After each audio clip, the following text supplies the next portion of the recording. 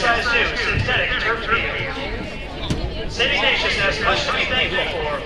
We welcome students, faculty, staff, alumni, friends, and family to bless this third generation of synthetic turf field installed by Field Turf. City Nation athletes from football, soccer, lacrosse, and track, and students in our physical education department and intramural programs will benefit from this beautiful turf field. Joining Father Reese on the field is SI Athletic Director John McCarris and Associate Athletic Director Rob Arcoletti. And now, City Nation's President Father Reese on the field. Let us remember. Let us pray. With joy and thanksgiving, O God, we gather to bless this renewed athletic field. We dedicate to you your honor and the glory of sports. Transform this land, eternal God, into a playing field on which respect for the rules and the spirit of sportsmanship abide. Imbue players and coaches alike with the knowledge that the most important goal is not triumph, but the struggle. Not victory, as sweet as it may be, but the honor of representing this school. Bless this in your name. Amen.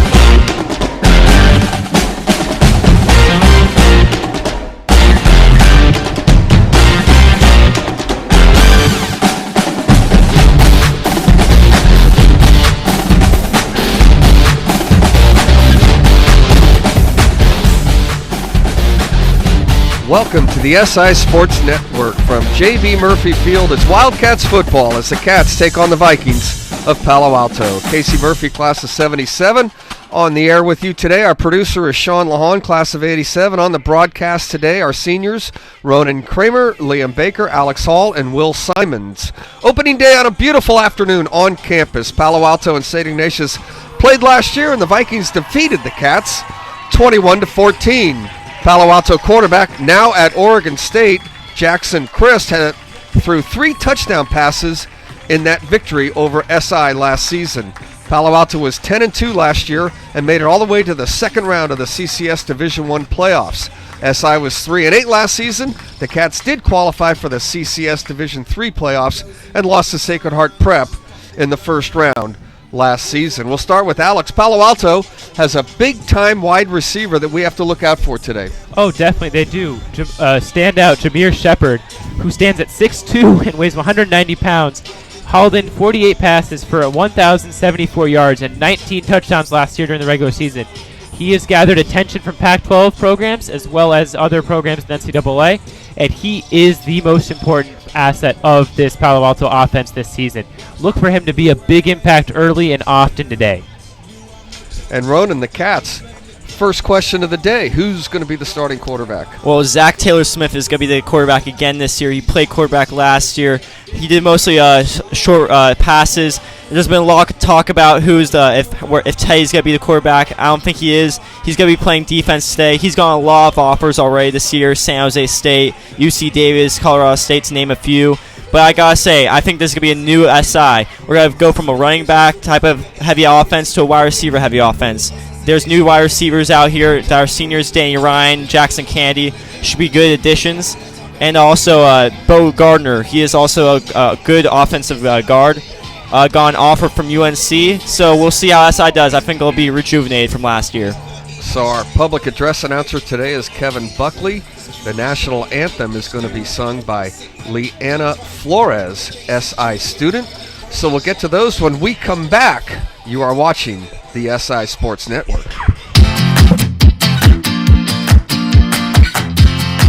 I'm Kiana Ansari, SI Class of 2020, and I would like to invite you to the annual St. Ignatius Campus Exploration Day on Sunday, November 3rd, 2019. This open house is a great way for middle school students and their families to explore the SI campus and speak directly with current SI students, SI faculty, SI coaches, SI club moderators, and SI staff.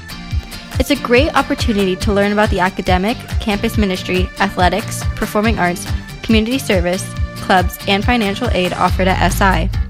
No reservations are required. The SI Open House will be from 1 p.m. to 3 p.m. on Sunday, November 3rd on the SI campus at 2001 37th Avenue in the Sunset District of San Francisco. For more information, log on to siprep.org and click on admissions. That's siprep.org and click on admissions. Join the pack on November 3rd.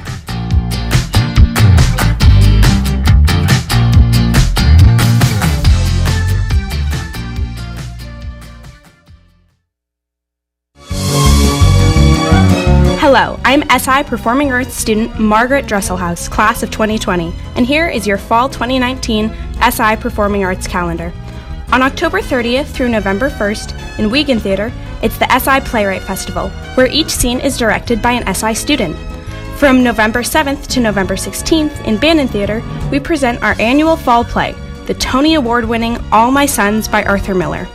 On December 4th and 6th, it's the Winter Concert Rock Orchestra, featuring the SI Orchestras and Jazz Band in Bannon Theater. This is a rock concert performance with classical, jazz, and holiday music. On December 5th, it's the annual Winter Choral Concert, featuring the SI Chamber Singers and the SI Choral Program. And also in December, from the 11th to the 13th in Wiegand Theater, the SI Dance Workshop presents its Winter Dance Concert, Recollective. For more information, additional performances, and tickets for all events this fall, log on to siprep.org and click on Arts. That's siprep.org and click on Arts.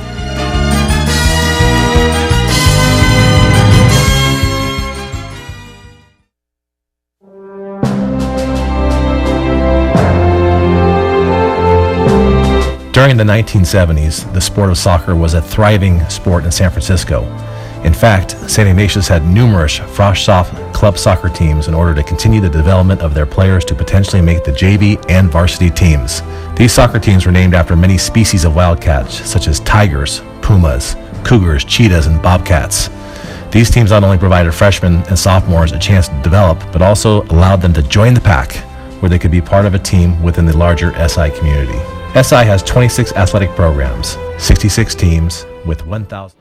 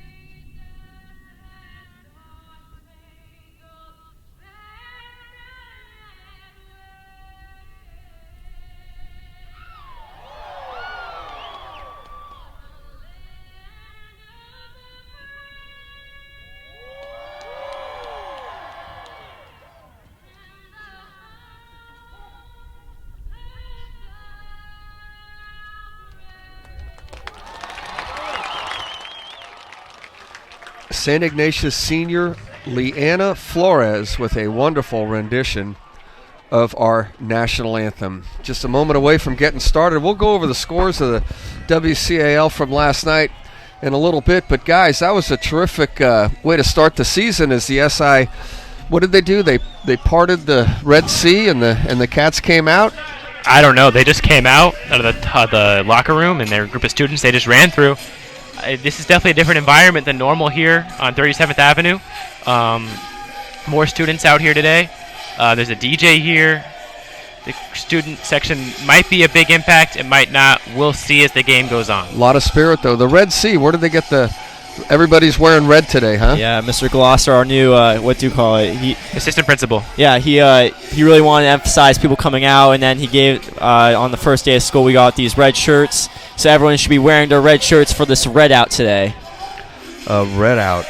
So the Cats won the toss. The captains from both teams have already been out to midfield with the officials. The captains representing Palo Alto High School are Arthur Martinez, number 11. Alberto Ruiz was number 70. Will Morgane, number 42. And their big wide receiver, number 88, Luis Passarello. For the Wildcats, it was Teddy Buchanan and Bo Gardner. The officials for tonight's game, the head referee is Mike King. The umpire is Dan Harlan. Head linesman is Ray Mastre. The line judge is James Reed. Back judge is Ed Walters.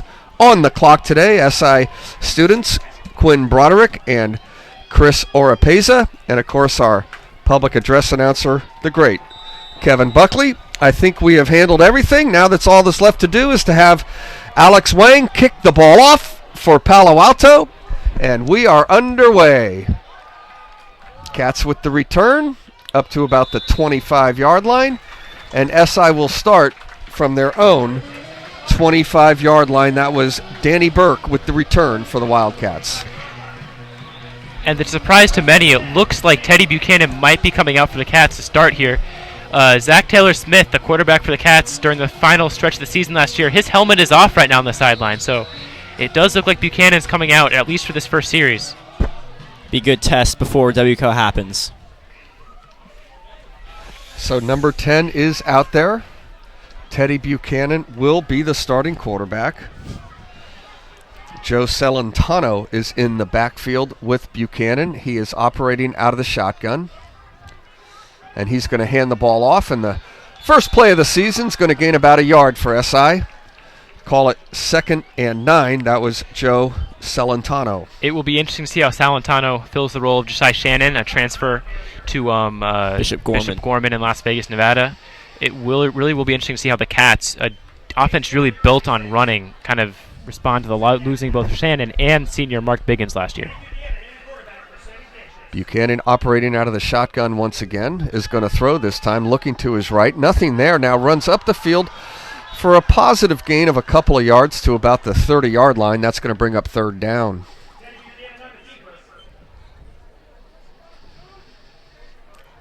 Third and 7, we'll call it, for the Wildcats. So Teddy Buchanan in his initial 3rd down of the season. Of course, Zachary Taylor-Smith finished the year as the quarterback for SI last year. As a sophomore, played really, really well. Teddy Buchanan getting the start today, and he's looking to throw. Again, no one to throw to, so he tries to get the first down, and he's very close. Fumble at the end of the play, but he's called down. And I'm not sure if he got the first down or not. It's very, very close, right at the yard marker, close to the 37-yard line. We'll let the officials sort that out, and it is going to be called a first down for the Wildcats. So nice run by Teddy Buchanan and a fresh set of downs for SI. That was a great rush by Buchanan. Pocket collapse. He stepped up, ran for the first down, and the Cats got a fresh set of downs on a drive that looked like it might have been lost early.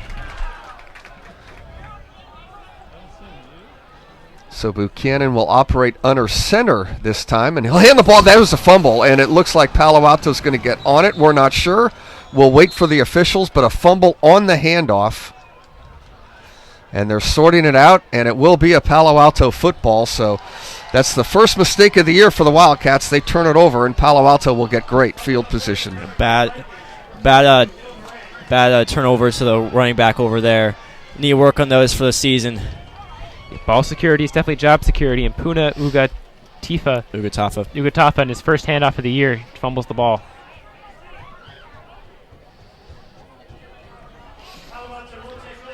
So Palo Alto will take over. Their quarterback is number 7, Kevin Cullen. We mentioned that he took over from Jackson Chris, who was the quarterback last year. Jackson Chris had a terrific senior season for Palo Alto last year, led them to a 10-2 record, and now is at Oregon State. And here's a handoff on the first play, and the Cats defense have that read.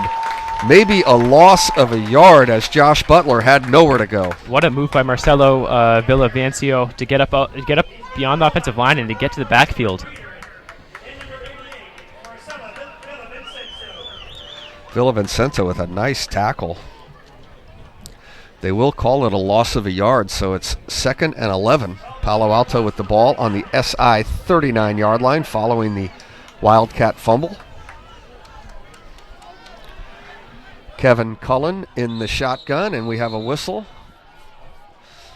Looks like some movement on the line. No, a timeout, so no flag. The flag came out, but no flag. Instead, Palo Alto will be charged with their first timeout. Just underway here at J.B. Murphy Field. No score. Cats with an early turnover. And Palo Alto faces a 2nd and 11. That's an interesting timeout. On their second offensive play of the day, they're already burning a timeout. I wonder if they saw something in the Cats' defense they needed to go back and fix. A little bit of confusion, perhaps, and again, early in the year, guys, so both teams showing a bit of confusion right out of the gate. SI with the fumble, Palo Alto with the early timeout. Now, around the WCAL, 6 games played last night, all non-league games, obviously. Menlo Atherton defeated Bellarmine 51-14. Mitty with a win over Palma, 47-31. Maybe the best game of the night. Reardon beat Terra Nova 26-24 in a very close one at Terra Nova last night. Acalanes came to Kezar Stadium and beat the Irish 44-14. Carino Del Mar, a powerhouse student from team from Southern California, defeated St. Francis 42-14. Here's a pass that's too tall, and that'll bring up 3rd down. Valley Christian defeated Wilcox last night 23-13, and the other action today, Pittsburgh High is at Sarah. Good coverage by SI right there. Nick Lakides handling the wide receiver well. And that was Jameer Shepard, the superstar wide receiver that we discussed on our pregame show, but the pass was a little too tall from Kevin Cullen. No surprise they're trying to get Shepard involved early. And now comes up a crucial 3rd down. You're in 4-down territory. Let's see if the Cats can try to force a punt here and get Palo Alto off the field. So Cullen, and again, a little movement. That was a jump by Jafer Snipes, the senior. Tried to guess the snap count, backfired. And now Palo Alto's moving up to the 34. So that's kind of a big play in the sense of instead of 3rd and 11, now you're at a more manageable 3rd and 6. So the Cats jump.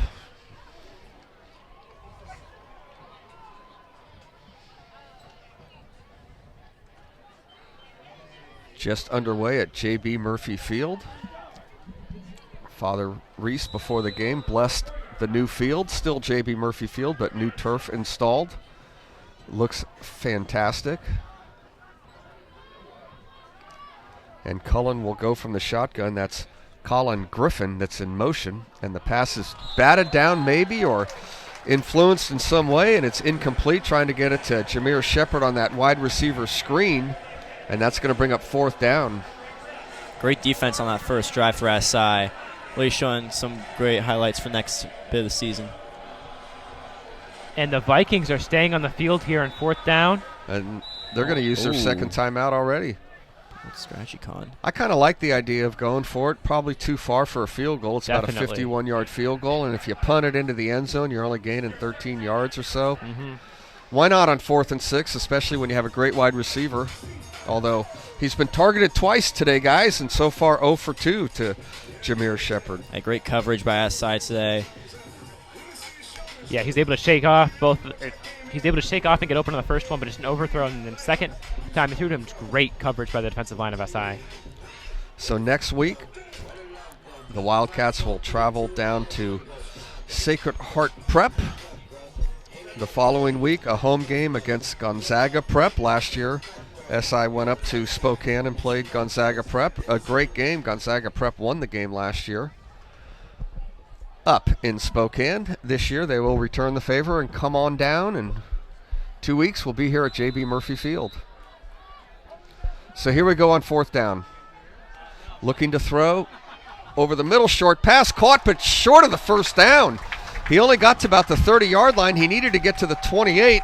The catch was made by Louis Passarello, but he's short of the first down, and the Cats will take over on downs. And Jafer Snipe redeems himself for the penalty a couple plays ago. He gets the tackle, stops the Vikings short of the line, and the Cats get the ball back.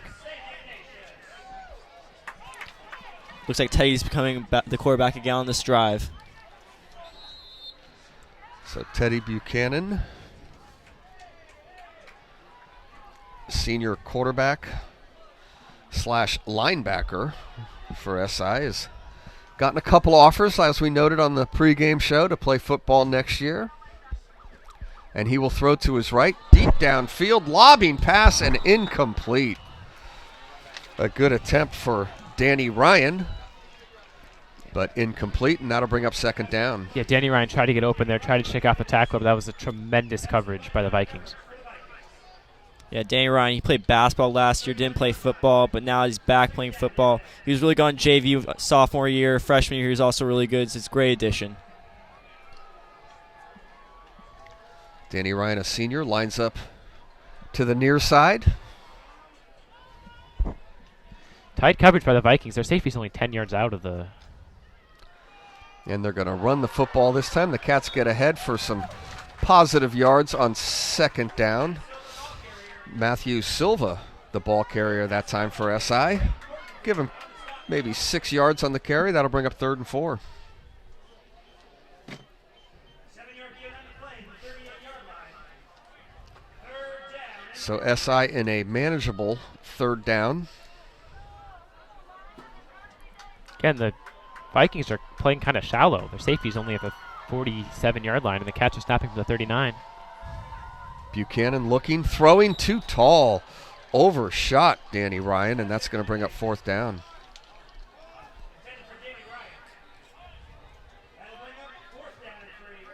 And the Cats will kick it away.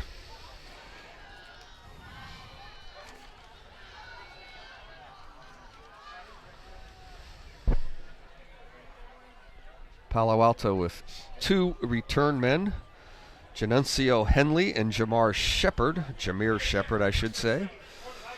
Jamar Shepard was a terrific running back for Sacred Heart Cathedral a couple of years ago. The punter for SI is Keelan O'Connell. So O'Connell will kick it away. I assume you'll probably want to kick it away from number 3, but we'll see what happens. And they do kick it over to Januncio Henley, who lets it go. Good coverage by Reed Hansen, and the ball is down right about the 30-yard line. So Palo Alto will come out for their second offensive possession of the day.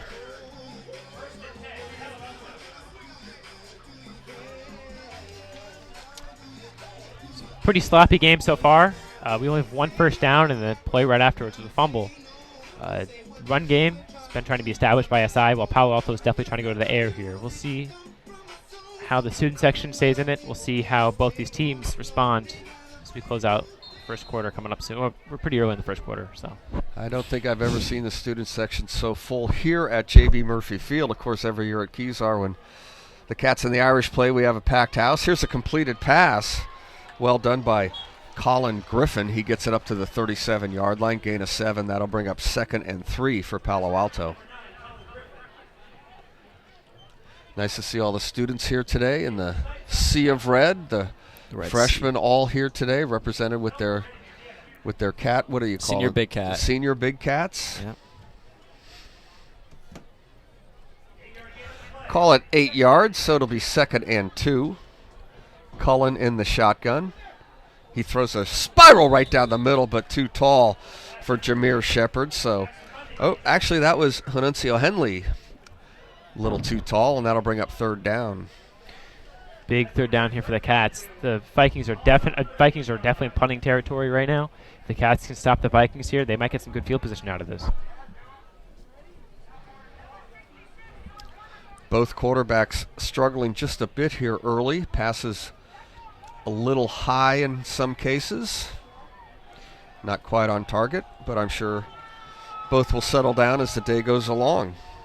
Kevin Cullen will go from the shotgun again. Henley is to the near side. Shepard to the far side.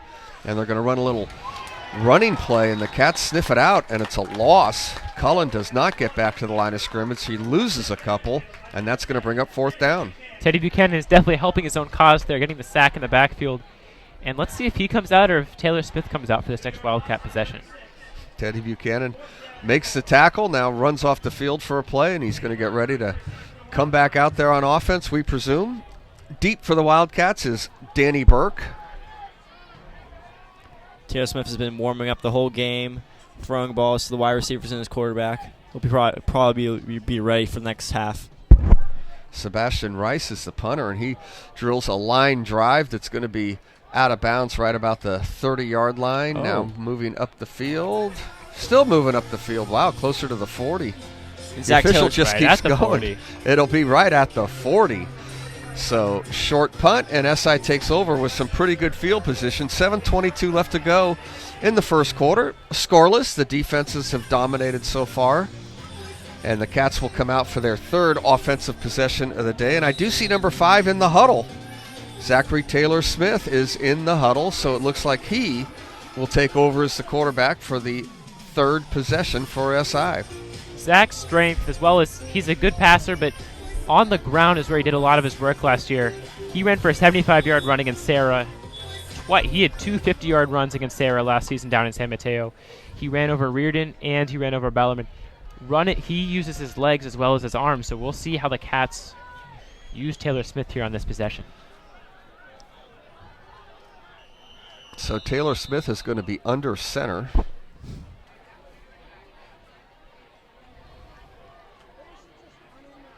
Wow. I mean, the officials must have started the play clock while SI was still on the sidelines, because that's delay a game, and Taylor Smith just got out there. So a little too long on the sidelines for the Cats, and a 5-yard penalty brings up 1st and 15. Taylor Smith under center. He's going to play action pass and look deep. Now throwing and knocked away. Ball just a hair late getting there. Intended for Danny Ryan, but a good break by the DB to knock that away. What a play by Janacio Henley to break up that pass. 2nd and 15. Yeah, Ryan was open, but a nice play by Henley to knock it away. Taylor Smith will go from the shotgun. Looking to throw again, now running to our near side, now looking deep downfield, throwing, and it's knocked away right about the 50-yard line. Cats looking for a potential pass interference call, but really I don't think there was enough there for that, and that'll bring up third down. Let's see what Taylor Smith can do here in this third down situation. You gotta think they're thinking air here, but he's had 2 good throws, just tremendous defensive plays by the Vikings. Danny Burke is in the slot this time. Taylor Smith from the gun. And he will throw. Now the rush is coming, so he's scrambling. And now he's going to turn it upfield to the 45, trying to get to that marker, and he's going to be just about 2 yards short of the marker. So that's going to bring up an interesting call for John Regalia. It'll be 4th and 2 right from the 48-yard line. And John Regalia is a gambler, so I wouldn't be surprised to see the Cats go for this one. Great vision by Taylor Smith, and then great ball security. All the Vikings defenders trying to poke the ball loose at the end of the play. He held onto the ball, made sure the Cats kept possession, and looks like they're going to go for it here.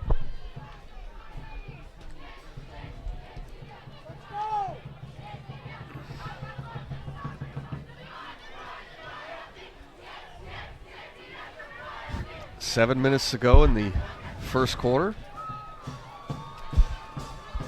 The clock stopped, but Taylor Smith didn't go out of bounds. Probably should still be running, but that's okay. Smith, and now we have a whistle, and I believe SI is calling a timeout. Looks like it might be our second delay of game call. Nope, just a timeout. So the Cats will use a timeout. So both teams have used 2 timeouts in the first quarter, in the first 5 minutes of the game. It's clear both teams are rattled. Might be a little rusty from last season, but you know, we talked about the games that were played last night, and of course, Pittsburgh High is down at Sarah. They're playing right now. 6 games in the WCIL last night. Menlo Atherton beat Bellarmine. Mitty beat Palma. Reardon with a close win over Terra Nova. Acalanes beat Sacred Heart Cathedral. Corona Del Mar defeated St. Francis, and Valley Christian beat Wilcox last night. Also today in the WCAL, all the teams in the WCAL are represented down in Milpitas at the Volleyball Spike Fest. The Girls Volleyball League, again, one of the tops in the nation. Mitty, Sacred Heart Cathedral, St. Ignatius, all with powerhouse teams again this season. The Cats graduated a lot of seniors last year. Jen Curtin has a lot of talent coming back, but they did graduate some terrific seniors. So looking forward to girls volleyball on the SI Sports Network as well. 4th down, here we go. Taylor Smith looking to throw. He's going to run up the field, and I don't think he's going to get there. He is not going to get there. And the Cats are going to give it up on downs. It'll be a Palo Alto football. Both teams have gone for a 4th down, and both times they've come up just a little bit short. Yeah, really, no one's been open today, either on both sides. Wide receivers can't get anywhere past the cornerbacks. It's been mostly just a running game now for the quarterbacks. and looks like Taylor Swift got 1 yard, stopped just a couple inches short of the first, and here come the Vikings out here with the ball in the SI side of the field. This is their second drive that they've had starting on the SI side of the 50, so let's see if they can capitalize this time.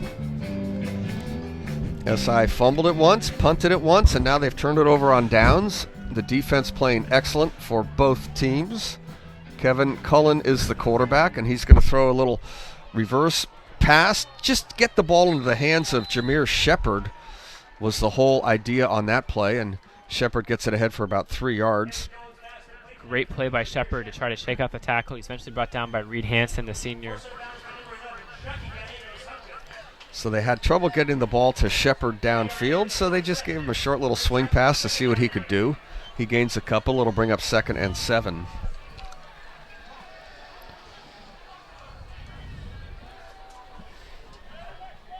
Henley in the backfield with Cullen. Henley is the deep back. And they're kind of running the same thing to the other side, looking for Henley, but now throwing over the middle. It's going to be intercepted. The ball was tipped, and it's intercepted by the Wildcats. Let's get a number on that. It looks like Andrew Cummings with the interception, and a Wildcat football as he brings it into SI territory at the 43-yard line. Yeah.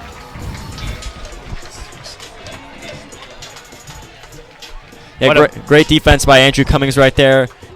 Getting the interception. The coverage has been really good by SI today. The cornerback's been playing a great game. Quarterback from Palo Alto hasn't really getting any good reads. What a play by Cummings. Great vision, and takes the ball onto the Palo Alto side of the field. This is the first time today the Cats have the ball on the Viking side of the 50. So SI football in Palo Alto territory. Zachary Taylor Smith. We have to keep an eye on the quarterback. Teddy Buchanan has been out there for 2 series.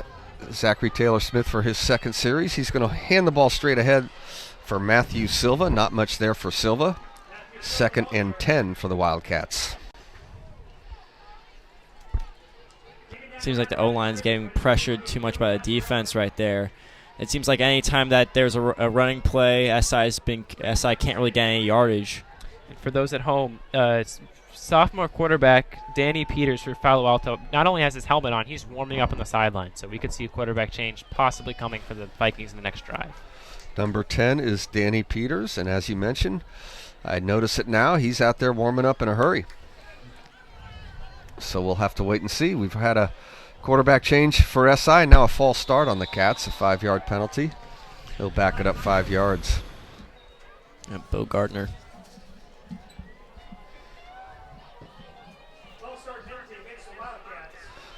Teddy Buchanan had a couple of series. Now Zachary Taylor-Smith out there for the Wildcats. John Regalia still trying to figure out positions, and we're just trying to figure out the quarterback position. That's always the one that everybody looks at and everybody watches, so it's obvious when the quarterback gets switched. And it'll be Zachary Taylor-Smith's turn. He's in the shotgun, looking to throw deep down the center of the field. An overthrow, and it's going to be easy. Interception picked off by Kevin Cullen. So Kevin Cullen threw a pick, and now he has a pick. Definitely helping out his own cause here. Absolutely. Let's see, is he staying on the field? Boy, the quarterbacks, that's one thing about the quarterbacks. They may not be playing well at quarterback, but they're obviously terrific athletes. So if they come out of the game at quarterback, they're going to play another position. That's for sure. And make up the mistake quick. So Kevin Cullen with the interception. I'm not sure how many guys have thrown an interception and had an interception in the same game. Within like 3 plays, too. Yeah, right, within about 3 different plays there. That's pretty good. And Cullen is remaining on the field as the quarterback. The quarterback and safety for the Vikings, and he throws, and it's completed out to Henley, and Henley's trying to break some tackles. Positive yards for Palo Alto, gain of about 5 up to the 20, and I kind of like the idea of a short pass, get a completion. They have 2 terrific receivers with Henley and Shepard. Maybe they break a tackle and get some big yards. Yeah, maybe Palo Alto can get some yardage here. There has been a lot of yardage from both offenses today, but I don't think they've really gone any more than 30 yards. So hopefully we'll get a score sometime soon by either side. Cullen in the gun again. 34 is Josh Butler. Cullen under trouble, picked off, touchdown Wildcats! A big hit by Teddy Buchanan, and the interception by Salataki Natani, and a touchdown for the Wildcats. What a play by Natani to get up there. And don't forget Teddy Buchanan right there, getting the fumble right there, forcing the quarterback to fumble the ball, and then making an interception right there. Great play by SI. And now this Cats student section's finally woken up. And an incredible flurry of turnovers has flipped this game upside down, and now the Cats take the lead at home. Setaliki, I hope I'm saying that first name correctly. Setaliki Natani with a 5-yard interception return for a touchdown, and credit Teddy Buchanan for the big hit. That's either an interception return or a fumble return, but either way, it's a touchdown for the Wildcats. And now we'll see if Griffin comes back out for the next series. Well, that'll be something to look for. Keelan O'Connell to kick the extra point. And the kick is no good. Too far to the left. The holder was Danny Burke, and the Cats lead here 6-0. So yeah, Teddy Buchanan with the big play, the big hit. Natani with the touchdown for the Wildcats, and that's the way the game's going today, fellas. The defense scores the first touchdown. Yeah, great job by Teddy Buchanan. Even though he hasn't been playing good on the offensive side of being quarterback, him as a linebacker is great. He can play both sides. That's why he's gotten all these offers. So what do you say? We'll call it an interception return? I think so, interception. It was in the air, it was in the air the whole way. If that ball hit the ground, the officials would have had a tough call, maybe an incomplete forward pass, maybe a fumble, but it never hit the ground, so moot point and a touchdown for the Wildcats. And JP Murphy Field just woke up. The crowd's into it again, and let's see if the Cats defense can get another stop. 4:58 to go, first quarter. And the first touchdown of the season for the Cats comes from a linebacker, Setaliki Natani. Touchdown for the Wildcats. Natani, a junior.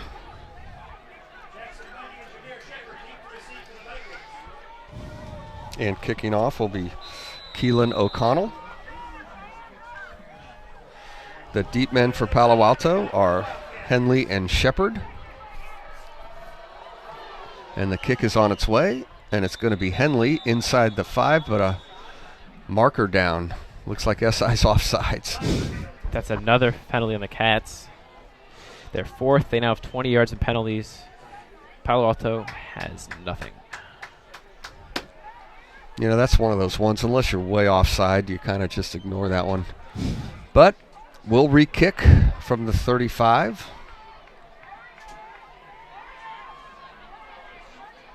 SI's going to be practicing his offsides and jump starts now. We're going to hear the whistle a lot in practice this week. But outside of the penalty, that was a great kick by O'Connell. He killed it. He put it down to the 5-yard line. Let's see if he can do it again. Hopefully it didn't ice the kicker. So far they've been trying to kick the ball away from Shepard, it looks like, a little bit. And this time it's a deep and a really good kickoff all the way to the goal line. Almost muffed by Henley. Henley back to the 20, the 25, upfield across the 25 to about the 27-yard line. So a terrific kickoff from O'Connell. He got it deep inside the 5, almost to the goal line, kicking from his own 35, and Palo Alto will take over on offense, call it the 27-yard line. Yeah, and it looks like we have a new quarterback in for the Vikings. Danny Peters, the sophomore quarterback, is now in at quarterback. So Danny Peters, a sophomore. This is the 4th different quarterback in the first quarter of this football game. Josh Butler is the back with Peters, and it's going to be a handoff to Josh Butler, and Butler gets upfield. Good positive run on first down for Josh Butler. So Butler with a nice gain on first down, goes out of bounds. We give him 9 yards. No, a 10-yard gain. It's going to be a first down run for Josh Butler.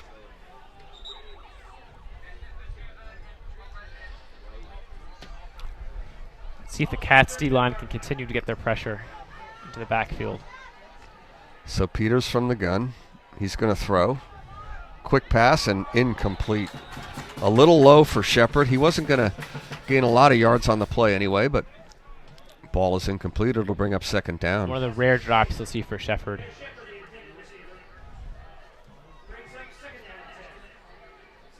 But the defense is playing well. A lot of incomplete passes here in the first quarter.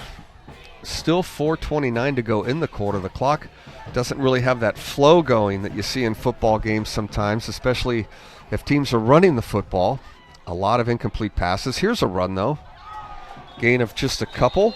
There's a flag. And Creighton Morgenfeld was the ball carrier, and could be a late hit on the Cats. As mentioned, a marker is down. Oh, holding on the Vikings. So the Cats will accept that penalty. It'll be second down all over again, but it'll be second and long.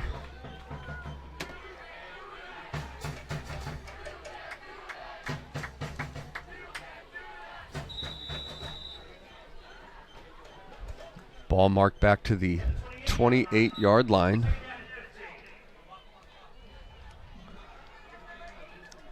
It'll be second and 20. They need to get to the 48-yard line for a first down. Peters looking to throw, rolling to his left, throwing deep downfield and a little too tall and out of bounds. Oh, and there goes Colin the water. Griffin. That was a late hit out of bounds. Probably unintentional, but Colin Griffin ran into an SI player on the sidelines. I don't know that he was going to be able to stop. Yeah, it took one of the coolers out from outside, and he need to rejuvenate that one.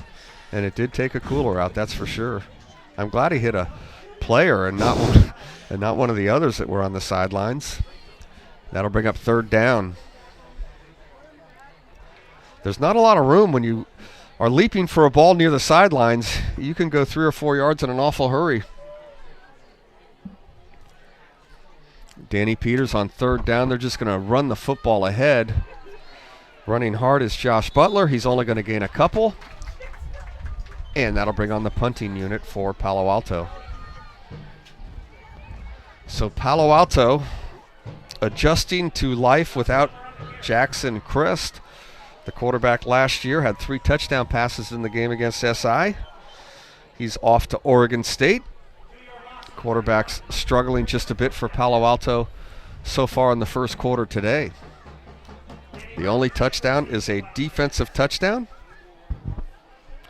Sadaliki Natani with the touchdown for the Wildcats. Good kick this time. A lot of airtime. Wow, a terrific kick, and Danny Burke kind of had to get out of the way, and the ball is down by Palo Alto inside the 30 at about the 26-yard line. So a terrific punt for Palo Alto, and the Cats will take over. 3:16 to go and a 6-0 lead here in the first quarter. 3:16 left. This has been a long first quarter here. We're already about a half hour in. A lot of incomplete passes. A lot of incomplete passes, a lot of punts. A couple of timeouts. 4 of them. Yeah. The SI Open House is Sunday, November the 3rd. The SI Open House is a great way for middle school students and their families to explore the SI campus and speak directly with current SI students, faculty, coaches, and staff. No reservations are required. For more information, log on to siprep.org and click on admissions. That's siprep.org and click on admissions. Join the pack on November the 3rd. That was a short run by Joe Celentano. Not a lot of yardage. Zach Taylor-Smith playing quarterback right now. In fact, a loss of a couple there. We just hit the 3-minute mark here in the first quarter. 3 minutes left. Zachary Taylor-Smith getting the call from the sidelines.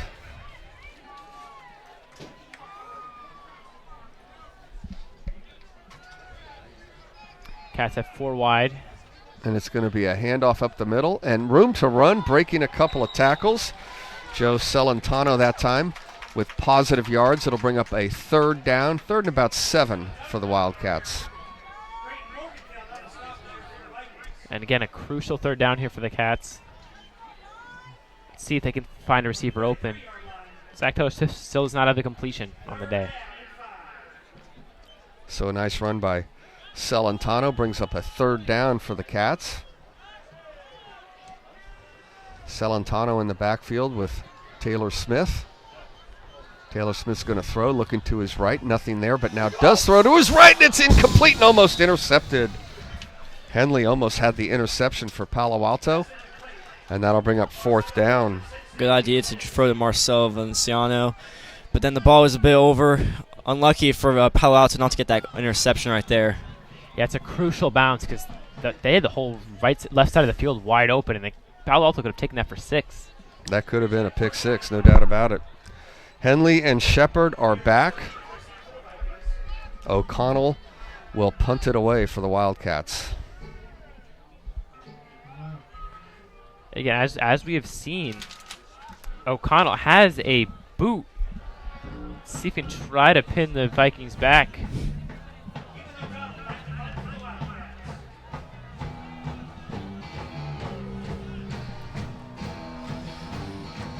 And it's a high kick, going to be a tough return on this one. A bounce for the Wildcats inside the 30 to about the 26-yard line. So Palo Alto will take over, call it the 27-yard line. 1:40 to go in the first quarter.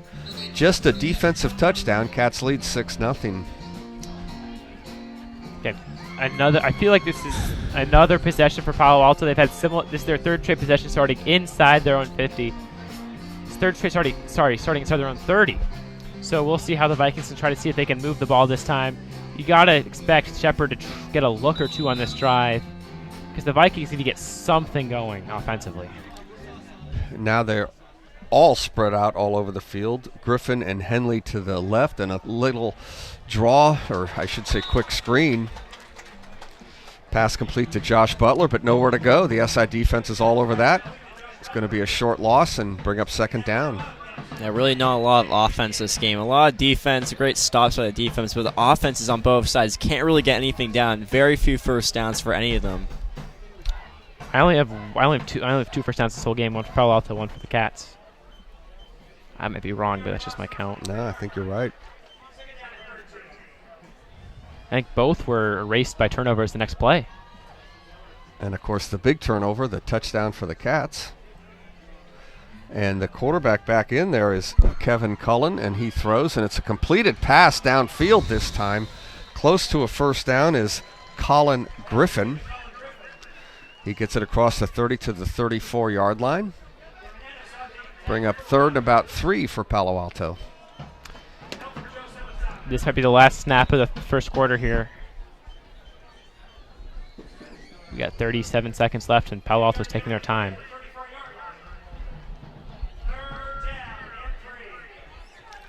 So Kevin Cullen back on the field as the quarterback for the Vikings, faces a third down. He's from the shotgun. He throws downfield. Breaking free for a moment was Colin Griffin, but the throw was over the other shoulder, and that will go incomplete, bringing up a fourth down. Yeah, it was a lapse in coverage by Devoninos. He got tripped up a bit, and luckily for the Cats, that was a bad throw by Cullen, and Vikings are going to have their punting squad come out here. Nelson Gifford, the second-year head coach of Palo Alto, is going to bring the kicking unit onto the field. Danny Burke got a punt return for this play. And the punter is Luis Passarello, number 88. Danny Ryan, the deep man. Oh, roughing the kicker. We're going to have a marker down. It's sort of not going to matter where the ball goes. I believe SI is going to get called for a penalty, and it's going to be a first down. I mean, the SI has been really close to the kicker last couple of kicks, and then, I mean, they really want that turnover right there, but geez. You just can't do that. You just cannot do that. The moment the ball left, he still went for the leg. That is unacceptable. And almost got the block. If he just gets any kind of the part of the ball, it's not a penalty, but missed the ball completely, and now it's first down for the Vikings. Big 15-yard penalty and a first down. That play just took the air out of this stadium. Get some silence here now. So the roughing the kicker brings it all the way up to the 49-yard line. First down for the Palo Alto Vikings with 12 seconds to go in the quarter.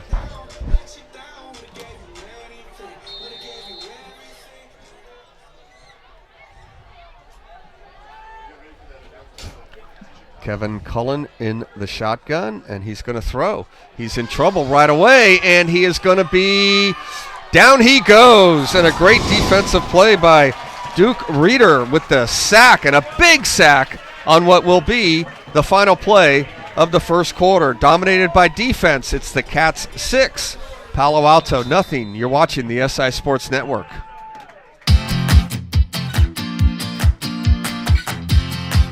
I'm Kiana Ansari, SI Class of 2020, and I would like to invite you to the annual St. Ignatius Campus Exploration Day on Sunday, November 3rd, 2019. This open house is a great way for middle school students and their families to explore the SI campus and speak directly with current SI students, SI faculty, SI coaches, SI club moderators, and SI staff.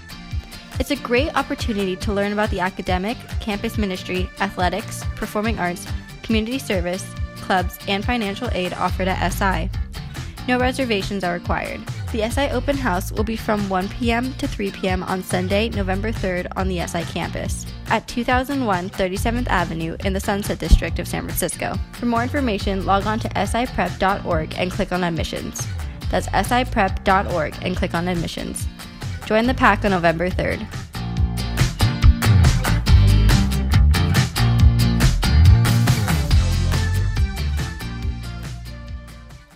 We're back here at J.B. Murphy Field. Defenses for both teams dominating the game in the first quarter. The difference in the game, a big hit by Teddy Buchanan on Kevin Cullen, forced a errant pass that Sedaliki Natani picked off at the 5-yard line and took into the end zone for the only touchdown in the first quarter. And the Cats lead here after a missed extra point, 6-0. A terrific sack just a moment ago by Duke Reeder. And Palo Alto is going to have second down and 28 from their own 31-yard line. You don't usually see that in a football game. I think they'd probably call it off a bit early for that sack, but they just kept running him back, and now it's like, what was it, second and 28? And if the That's Cats, video game numbers right Cats there. Let's see the Cats play pretty safe here on defense. And here's a quick pass to Shepard, really a running play. It was kind of more of a lateral. Shepard gets it up to the 35-yard line. And that was a band kept playing there.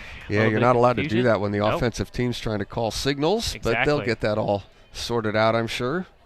And now it's a more manageable, still pretty long third down here. We don't have the official number yet, but 3rd and 23, we'll call it. A 5-yard gain by Shepard. Cullen to throw under pressure again. Reeder just misses him. Pass is complete, well short of a first down, up to about the 45-yard line. Lewis Passarella with the completion, but the SI defense holds again, and Palo Alto will have to kick it away. Yeah, Duke Reeder's been playing well, being close to the quarterback a couple times. Do you know how many yards Passarella got in the last catch? Only like probably 8. Yeah, it's 4th and 15. Call it a 7-yard gain. It's 4th and looks like 4th and 5. Danny Burke is back.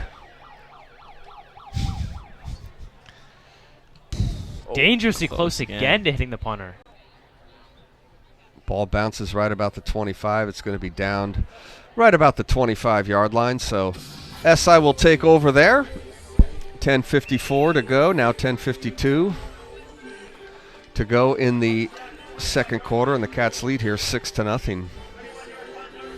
The Cats don't have an offensive play of more than 15 yards. They definitely need one on this drive. They need to spark something and get this offense going. Maybe a quarterback switch up. I don't know. I mean, wide receivers haven't been really that open yet. Running back game has been all right. Maybe, who are you talking about during break? Matt Silva. Matt Silva's put some good splits so far in the first quarter. I would expect him to have some sort of role in this next drive. Zachary Taylor Smith, the quarterback.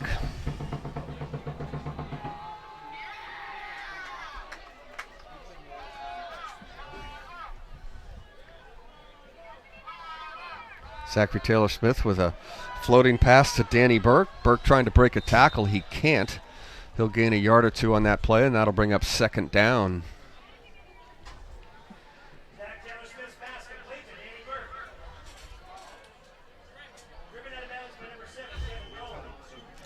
Kevin Cullen with the tackle. The quarterback for Palo Alto is all over the field. 2nd and 9, only a yard on the completed pass. Taylor Smith from the gun, looking to throw again. Down the middle, and it's caught and breaking free for the Wildcats.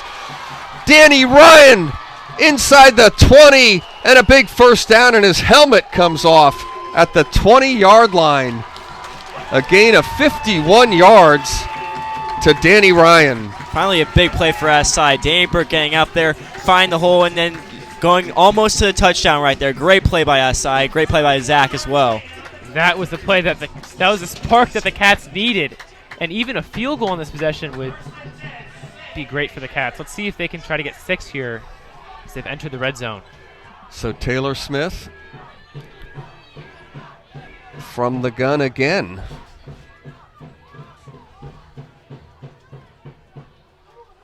And it's going to be a handoff.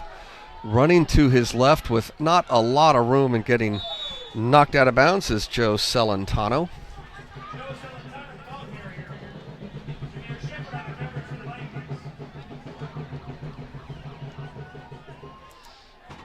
That does not look like a gain.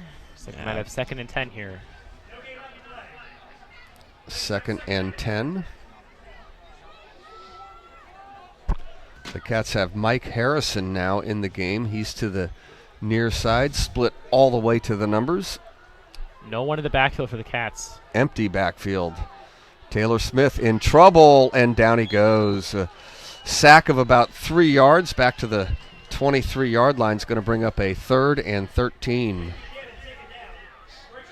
Now both quarterbacks, they don't really like to throw out that like a Hail Mary a couple times, but they like to play a short game. So I don't really expect anything like big play to the touchdown. Maybe like something like a slant route maybe. You know, it's the first game of the year. Not sure how the field goal kicker is. It's they don't get any yards on this play. It's going to be about a 41-yard attempt.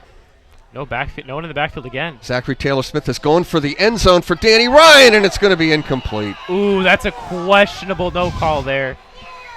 Danny Ryan had his jersey held all the way down within the 10 to the goal line. Crowd's not loving that call. And now the Cats are in a very tricky situation here. They'll go for the field goal. Looks like Keelan O'Connell will be out to attempt It's going to be about a 40-yarder for Keelan O'Connell. Missed a field goal earlier in the game. June, actually an extra point. He has range. We've seen him kill the kickoff. He's got the foot. Does he have the aim, though? Wind is kind of neutral right now, which is odd for the Sunset, so no real wind impact here. Danny Ryan is the holder. And O'Connell has the leg, but it's off to the left. No good. And Palo Alto will take over. Cats still lead here, 6-0, 8:37 to go in the game. Setaliki Netani with an interception return after a big hit by Teddy Buchanan. Forced the bad pass, and the Cats with that interception return. Only points in the game. And SI leads here 6-0. Palo Alto will take over on their own 20-yard line. Yeah, an unfortunate turn for the Cats. Getting all the way down inside the red zone. First offensive snap inside the red zone for either team today, and the only after Joe Santana loses a yard, and sack and incompletion led to a missed field goal for the Cats. So Kevin Cullen is the quarterback, and the officials are going to use, it looks like SI's using a timeout on defense. Add some last-minute substitutions right there. Make sure he's on the field. Cats use their last timeout of the first half. Palo Alto with one timeout remaining. Yeah, the Cats need just to slow down here, calm down after that botched red zone possession, try to find themselves, continue to get pressure on the quarterbacks, and build on their lead eventually. Palo Alto does have the kickoff for the second half, so just worth noting. We're not quite there yet, but 8:37 to go. Sean, any news on Sarah? I know Sarah's going to have another good year this year. I believe they kicked off the same time we did down there in San Mateo, playing against Pittsburgh High.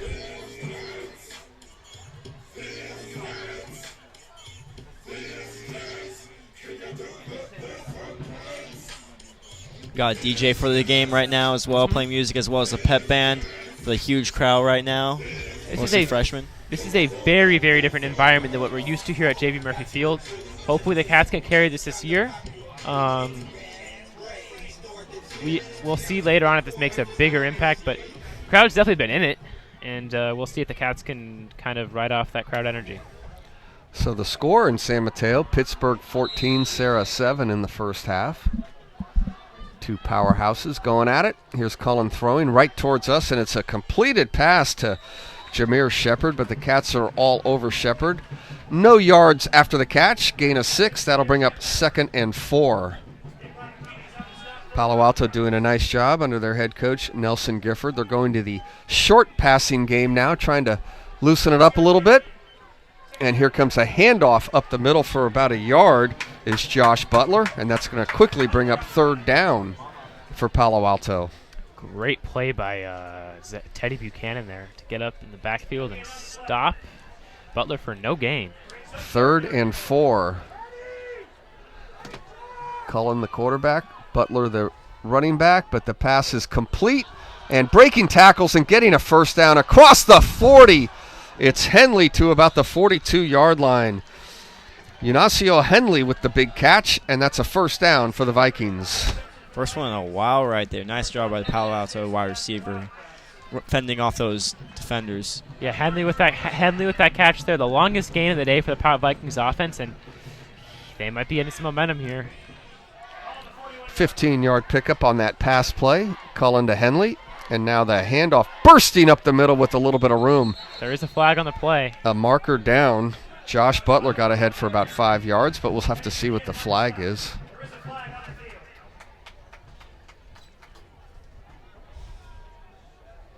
So the officials will sort that out. False start against the Vikings, so that'll bring up 1st and 15.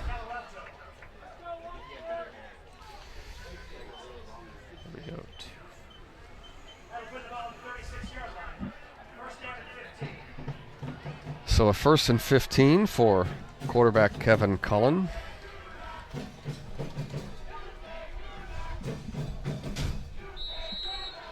Kevin, free safety, a senior, started last year, played a lot of defense. first year as the quarterback. And he looks to throw. He's under pressure right away. And the Cats with a double-team sack.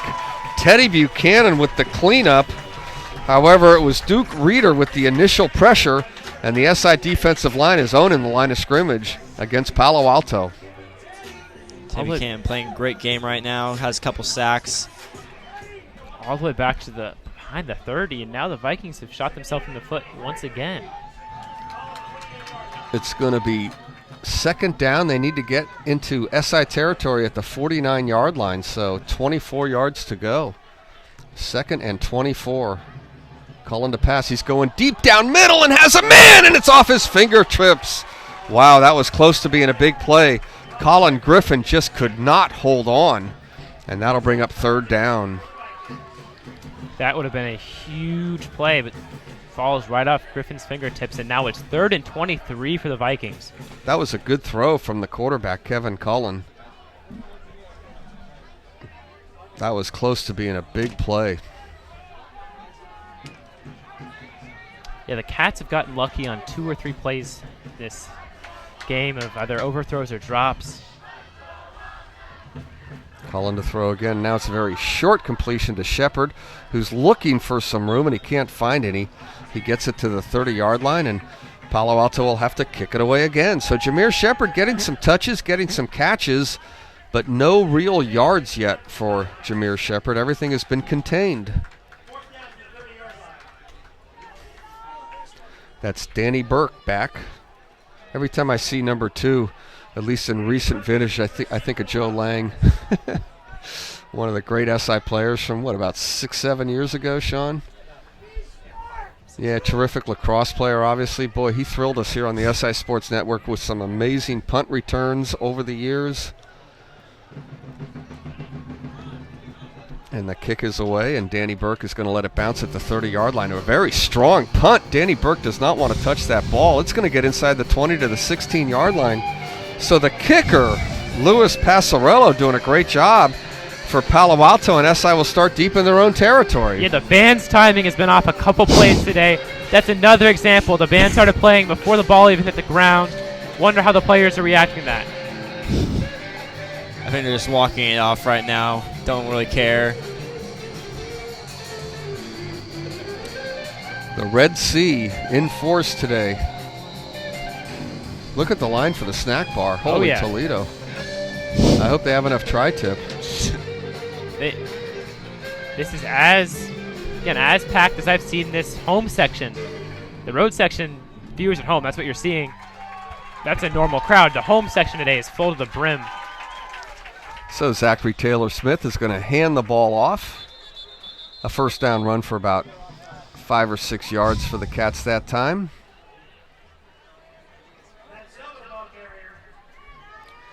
Matthew Silva, the ball carrier. Did you notice that little, I said Holy Toledo? Do you guys know what where that was comes the Raiders, from? right? Yeah, good call. The great Bill King. You guys, I thought you were too young to know what that one was from. And we have a marker on the Wildcats. That play won't count, that run by Matthew Silva. It's a 5-yard penalty. Both teams racking up the penalties here in the first half. Yeah, that penalty puts the Cats at their 25th penalty yard and their 5th flag so far. 5 flags on the Cats? And all for only 5 yards. They've been all 5 apiece. Minimal penalties. Palo Alto's been dinged a couple of times, I know, as well. 2 for 20, so a little more serious, but... Zachary Taylor-Smith hands the ball off to Silva, and he doesn't go anywhere on that one. Call it no gain, 2nd and 15. Well, that is the line. I thought there were people watching, but that is the line for the snack bar. That's about like 20 people right there. Oh, no. I'd say that's like 50 people deep. That is something. But more like 2 people handing out lunch right now. I don't know. I had lunch down there earlier today. The tri-tip was absolutely fabulous as usual. The SI Fathers Club doing great work with the snack bar. Zachary Taylor-Smith is going to keep it himself. He does a nice job just to gain positive yards. Maybe gets 3 or 4 on the play. That'll bring up third down and about 10 or 11 back to the original line of scrimmage.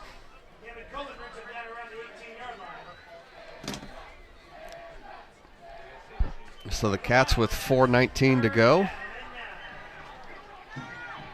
trying to convert a first down here. You gotta think the Cats are thinking going to the air this time. You have Mike Harrison out wide. He's one-on-one with Henley. That might be the option. So Taylor Smith from the gun.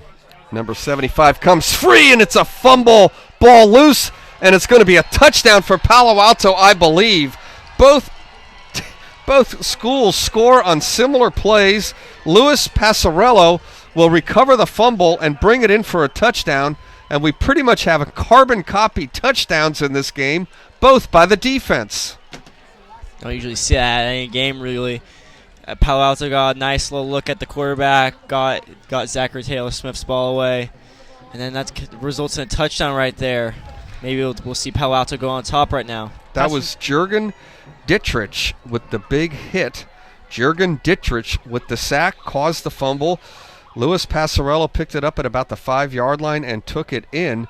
Alex Wang will make the extra point.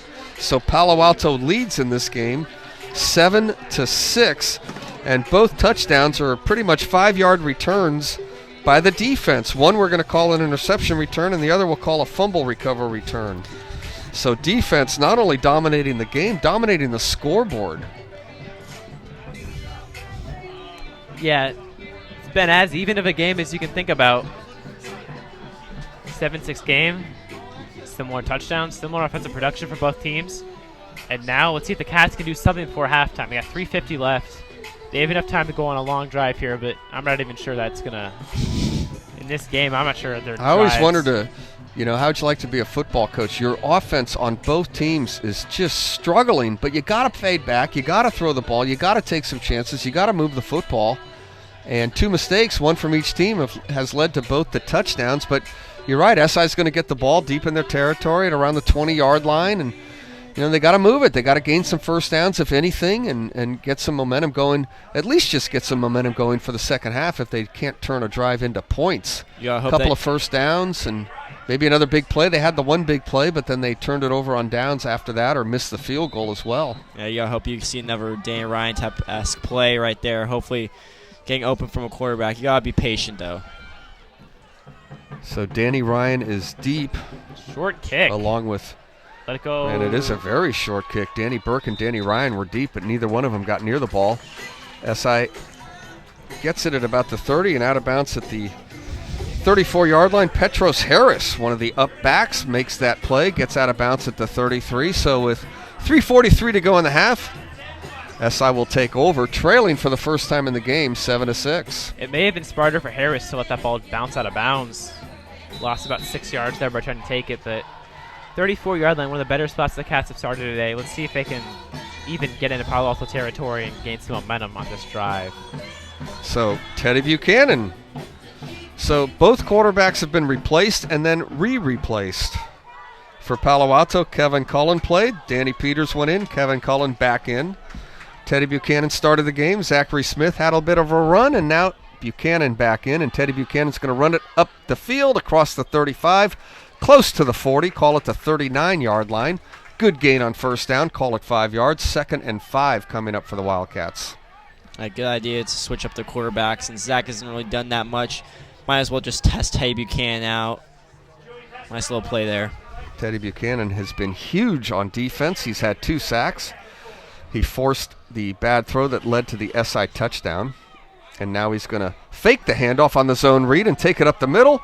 Close to a first down. I think he might have the first down at about the 44-yard line. Call it a first down for the Wildcats.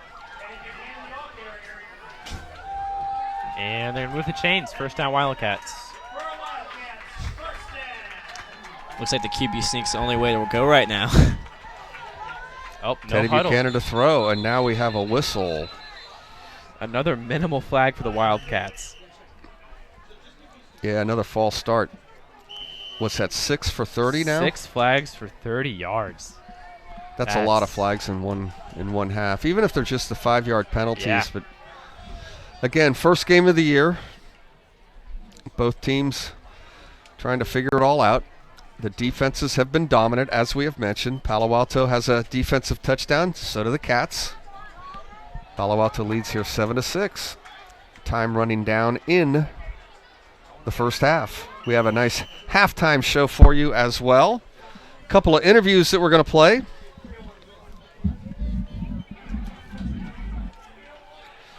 One of those interviews will be with head coach John Regalia. Our Sean Lahan had a chance to sit down with John Regalia, the class of 93, so he'll talk about the upcoming season. Another one of the interviews is going to be with the SI seniors, Teddy Buchanan, Bo Gardner, Zachary Taylor-Smith.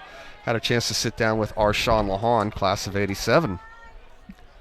So stay tuned for that. Teddy Buchanan's going to run to his left. Teddy Buchanan's going to get out of bounds after about a 4-yard gain. That'll bring up 2nd and 11. Yeah, Buchanan's really running the ball here. Another run of 4. I mean, the passing option has been really great this game, and it's been looking like we have to run now, it looks like. Yeah, the Cats just haven't been able, outside the Danny Ryan pass, they just haven't been able to pinpoint their passes. Zach Taylor-Smith has been awful today, not awful. He's been pretty good. He's just been off today, and so has Teddy Buchanan. Teddy Buchanan throwing to the sideline, completed pass to Danny Burke, looking to break a tackle, and he does, and gets inside the 40 to the 35-yard line on a big first down play for the Wildcats, gain of 21. Danny Burke with the reception. Nice little play there, nice block as well. I don't know who did the block right there, but great play by Danny Burke, getting those extra yards. And the Cats moving up, no huddle here. Teddy Buchanan with a nice throw, looking to throw again. High snap, he controls it, throws it quickly, and a back shoulder catch. Terrific catch inside the 10 to the 5, down towards the goal line. Joe Celentano with a big play and a 1st and goal for the Wildcats at the 2. What a play by Teddy Buchanan. Muffles the snap, stands up, makes a perfect pass to Celentano, who turns on the sideline, and now the Cats have 1st and goal. Joe Celentano with a terrific run after catch. Celentano is the back. Teddy Buchanan is under center. Buchanan going to go quarterback sneak. He's going to get in. Looks like he is in. Touchdown Wildcats. Teddy Buchanan with a fine engineered drive there. Pass and run. And the Wildcats go ahead with the extra point to follow. Cats lead 12-7. Nice drive by SI right there. Joe Celentano making that great play previously, and Teddy Buchanan getting the QB sneaks a couple times. I think there's like at least 3 quarterback runs in that one drive. Nice play, nice drive by Teddy Buchanan. So now you got to think maybe the Cats might go for 2 here. No, Keelan O'Connell's already lining up there you go, to try the kick. Danny Burke is the holder. I think they just want to get Keelan O'Connor. He's had a couple of good kicks. He's just pulled a couple of them. This one looks like it's dead down the middle, so the kick is good. So a 2-yard touchdown run from Teddy Buchanan, and the Cats go out in front here, 13-7. Terrific drive from SI, like I mentioned. They mixed up the pass and the run. Teddy Buchanan was the major ball carrier on the drive, and a couple of great passes, one to Celentano and the other to Danny Burke. And now they got 2 Vikings now run the 2-minute drill. 2:25 left here in the second quarter. Let's see if Colin comes out.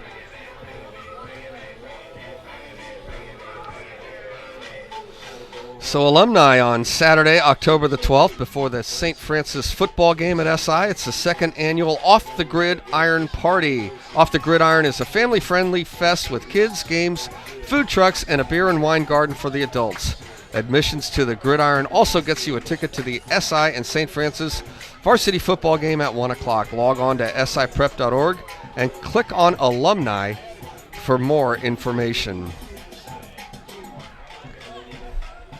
The Lancers had a tough loss last night, one of the favorites in the league, along with Sarah and Valley Christian. Bellarmine not a favorite anymore in the league. Been a couple of down years for the Bellarmine Bells. Losers of 2 straight to St. Ignatius Wildcats. SI Saginaw Cathedral and Reardon always battling to jump up into the middle and to the top of the WCAL. If time to time they're able to get up there. Low kick fielded inside the 10-yard line, and this is Henley running to his right. He gets across the 30. Henley breaking a tackle to the 40. Look out! He gets hit at the 40 down at about the 39-yard line. Otherwise, he was getting ready to break loose. 2:13 to go. SI had a big, nice drive for a touchdown towards the end of the half. Now Palo Alto will come out with a chance. Kevin Cullen will be their quarterback.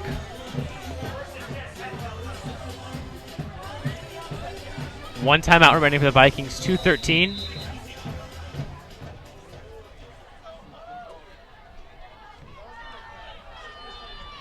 So Cullen is in the shotgun. He's looking to throw. Rolling and now throwing towards the sideline, and it's just too far and a little bit out of bounds, incomplete. Right by the new TV. Right by the new tent. That's the second time that Colin Griffin has gone crashing into the SI sidelines. Second and 10. Jameer Shepard split over here towards us, the near side.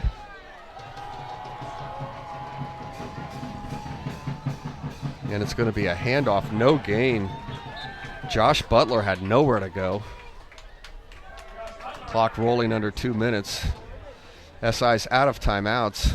It does say there's one on the scoreboard, but I'm pretty sure they used up all 3 of their timeouts.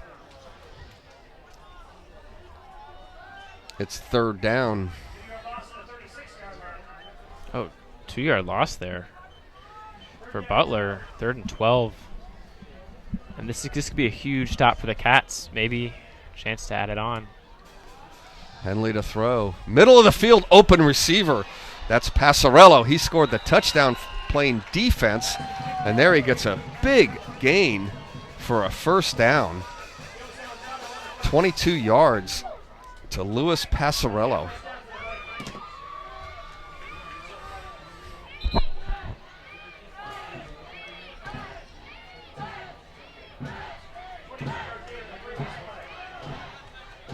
And a quick screen completed to Shepard. Shepard trying to break some tackles to the 30 and getting inside the 30, and Palo Alto pushing them downfield, winning the battle inside the 25 to about the 20. So it's a first down catch.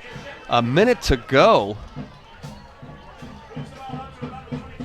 Yeah, Palo Alto might have the perfect amount of time left. They might score. The clock stops momentarily to move the chains on that first down catch. Shepard with his biggest play of the day. The official will start the clock. And Cullen will be from the gun, looking to throw again, rolling to his right, rolling to his right, rolling to his right. Teddy Buchanan with a big hit. That's a loose ball. Diving for it, and Teddy Buchanan, I believe, recovers the fumble. Teddy Buchanan, a strip sack fumble recovery, and it'll be an SI football with 48 seconds to go in the half. Teddy Buchanan playing one hell of a game on defense right now. Really showing up on both sides. And Boy. That just woke up the crowd. 48 seconds left. You might as well see the Cats just throw the ball deep here, try to get lucky. Up 6. One timeout might be. We don't know. The No, I'm scoreboard's sure off. it's 0. They used 2 early, and then they used another one a bit ago. So 48 seconds, but we'll see. You wonder Teddy who Buchanan having the... Boy, I tell you, they talked about him a lot in the preseason periodicals, and he has lived up to the billing. Oh, definitely. Him and Sakai Galani Hunkin are both having great games so far today. As well as Duke Reading. Duke Reader. Kind of low-key player. Duke Reader has a big sack in the game today.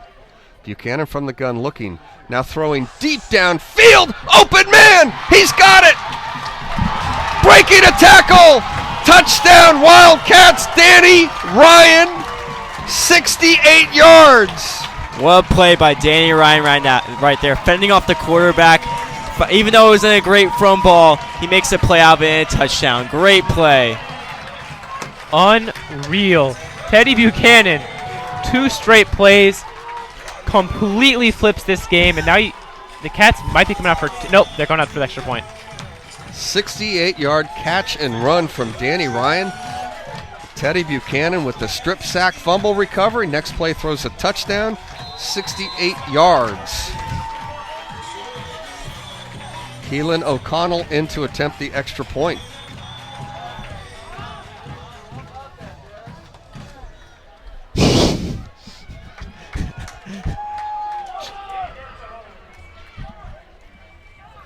And the extra point is up and good. Yes. Danny Ryan Sneaks in there.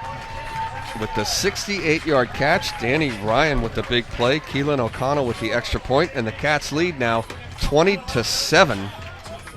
Danny Ryan didn't play football last year. Played basketball for fans of the SI Sports Network, you might know him for being the backup point guard on the basketball team last year. Not point guard. I think He played point guard and shooting guard a bit because he brought up the ball against the press. But great catch right there. Took the ball to the house. Complete swing of momentum here. 13-point game. For the latest updates on St. Ignatius class reunions, alumni events, and upcoming SI class Christmas lunches and dinners in December, log on to siprep.org and click on Alumni for more information. Boy, Teddy Buchanan absolutely has been the dominant force in the game today. He created the first touchdown by hitting the quarterback, forcing a turnover, and the ball was intercepted by Sedaliki Natani and brought in for a touchdown. He has a 2-yard touchdown run and now a 68-yard touchdown pass. And the play previously had a strip sack fumble recovery, playing linebacker. We'll see if Palo Alto comes out with anything in this next drive. 33 seconds left. You know, they have a timeout. Never know if they'll push it, but I would, if I were the Cats, I would double cover Shepard on this next possession. You cannot let him touch the ball. Palo Alto was moving the ball there at the end of the half before that strip sack fumble recovery, and then lightning as Buchanan hit Danny Ryan for a big touchdown. Here, the kickoff is going to come to Henley. Henley at about the 20 now, up to the 30, goes down at about the 34-yard line, so 24 seconds for Palo Alto. Yeah, I would not be surprised if the Cats just play deep defense here, not even letting the Vikings get a mismatch. You cannot let the Vikings score anything here. You got to carry in the momentum, carry in this home crowd that has finally woken up.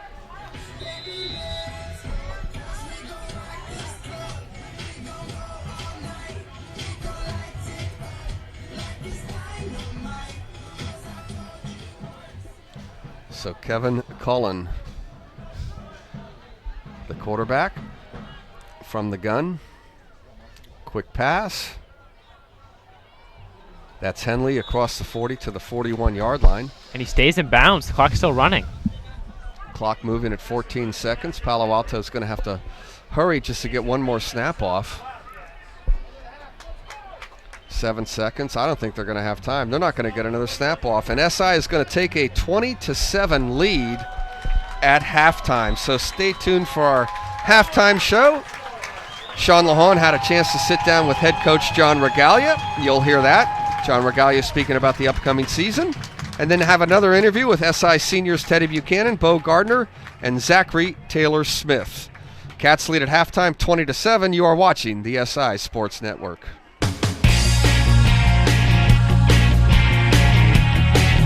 Okay, I'm here with the Wildcats head coach, John Regalia, class of 1993 from SI. So, Coach, let's talk about the new players on your team and the ones stepping up into leadership roles. Yeah, you know, we have our senior class rising up to take over the leadership of our program, and it's not just on their shoulders. We expect leadership at all levels and in all places from all people, but we have some seniors this season that are really developing nicely on the field as the athletic side goes, but also in the leadership aspect. Teddy Buchanan is a very special young man who has a great perspective, a creative mind, a great voice, great work ethic, so embodies a lot of the principles and characteristics we expect, and is really developing nicely as a leader of that.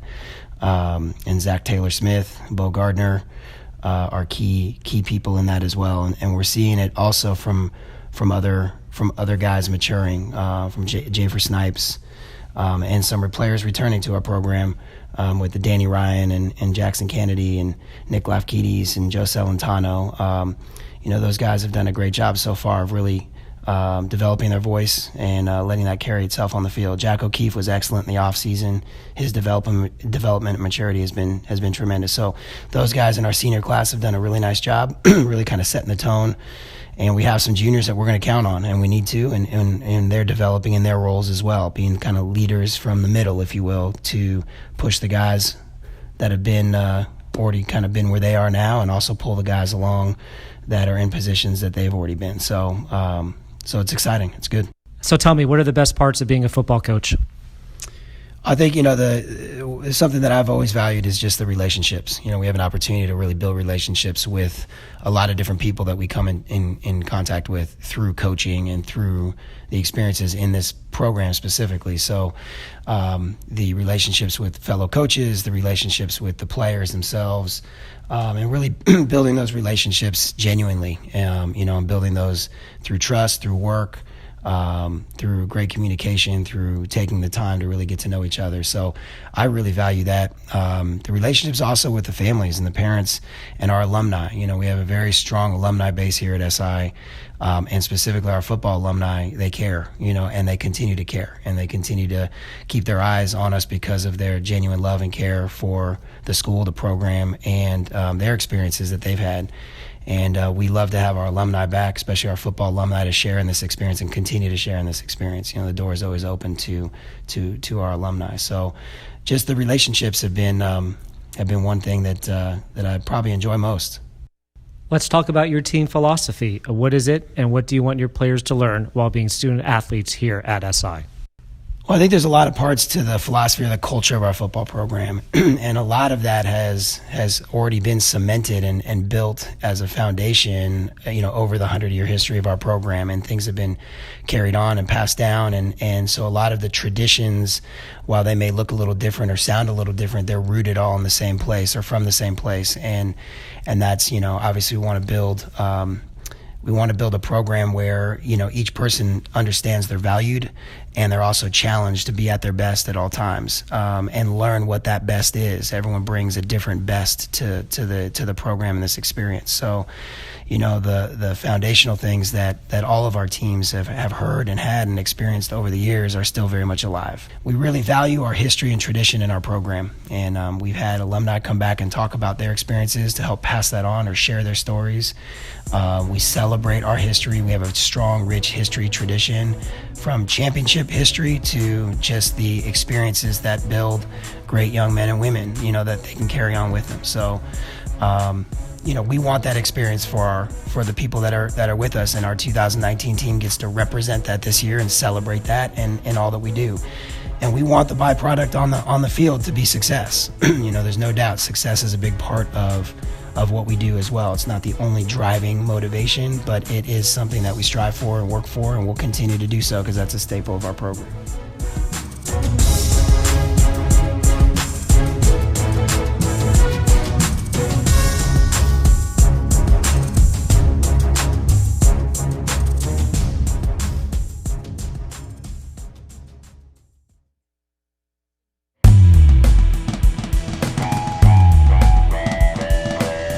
All right, I'm here with the 3 Wildcat football players. We have Teddy Buchanan, Bo Gardner, and Zach Taylor-Smith. So we're going to start with Teddy.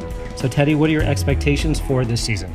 This season, we're looking to go finish top 3 in league and really make a deep playoff run. We just look to have a really good season this year. We got a lot of great players and great coaches, so we have a great opportunity ahead of us. Bo? I'm just excited to have fun with my guys. Just doing work and getting ready for each week, and playing in the games is the reward of each practice week. And Zach? Similar to what Teddy was saying, I feel like going undefeated in league, that could be a possibility this year, and also going deep in the playoffs. And we think we have a good chance with our new offense, and we have depth this year in the CCS. That could be a big possibility for us. So let's talk about the challenges of playing a WCAL football schedule and a very competitive preseason schedule with teams like Palo Alto, Sacred Heart Prep, and Gonzaga from Washington State. Well, obviously, we always have a tough preseason schedule, and we look forward to those challenges. And when we're in league, we like to say that every week is a championship week because we don't have a league championship game. Yeah, we have opportunities to get better every week, and there's no weeks where we can slack off or not prepare to our fullest because every team's going to be a challenge. In the WCL, it's one of the top leagues in Northern California, and we feel like a lot of these teams that we played them last year, and they were pretty close games, and we feel like this year we have the upper hand and we can win this. If you could model your game after any NFL or college player, who would it be and why? If I could model my game, maybe like a Deshaun Watson or like a Cam Newton or something, because I like to pass it, and then if I can like run it, I like to do that also. And Cam Newton, he's also a leader on his team, and he's pretty vocal, and I try to aspire to be like that, to get to my guys and like talk to them and be a vocal leader. One guy that stuck out for me was Joe Thomas from the Browns. He had a long career in the NFL, and I don't think he ever missed a game. And something the coaches say is the best ability is availability. So that's something that stuck with me. And his preparation throughout all his time in the NFL was noted by everyone, and that's something that put him ahead of everyone else. A player that really has stood out to me as a player I can model myself after is Derwin James from the Los Angeles Chargers. His ability to rush the passer and also make tackles in space and playing coverage, just very versatile, and I try and model my game after that. Let's talk about your other passions at SI besides football, like a favorite class or club or activity you do. For me, one of my favorite classes is English. I just like writing a lot, and ever since freshman year, I've had great teachers. And another class that I also like is art. I've always painted since I was little and make like sketches and drawings. So those are some of my big passions here at SI. I enjoy the faith-based activities at SI, and I'm glad to go to a school like St. Ignatius where faith is a big part of our school community, and that is a good thing for me. And also, I enjoy Spanish and history. I've been involved with the BSU going into my 4th year, so that's one of the passions of mine. I also, like Zach, really enjoy art, so I take the art class here at SI. When I was looking at SI, just a really great community, obviously great athletics, great academics, and just really helps you get prepared for college and really just your whole life. Tell me something about a teammate that inspires you. And one teammate that inspires me is actually Teddy, because since like freshman year he's had some like injuries and stuff like that, but even like with facing adversity, that hasn't stopped him, and it's pushed him to where he's like colleges are offering him and stuff like that. And then at practice we're just always challenging each other, so Teddy inspires me. Describe SI football in a few key words or in a sentence. I would say we're prideful, hardworking, and we got a deep history. I just say I think you only need one word: it's a brotherhood. My phrase would be competitive excellence.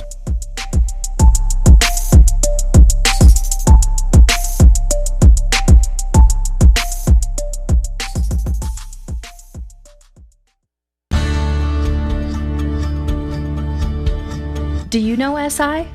Do you know that St. Ignatius has 66 teams in 15 sports and 90 clubs and performing arts activities for students? Some of these activities include dance, drama, choral, orchestra, digital video production, and a business club that has visited Google, Facebook, and with the president of the Golden State Warriors. Our yearbook, The Ignatian, started in 1910, and our student newspaper dates back to 1920. Do you know that the average class size at SI is 24 students, with more than half of our entire student body being students of color? And affinity groups like the Black Students Union, the Association of Latin American Students, and the Asian Students Coalition have been part of SI for 5 decades.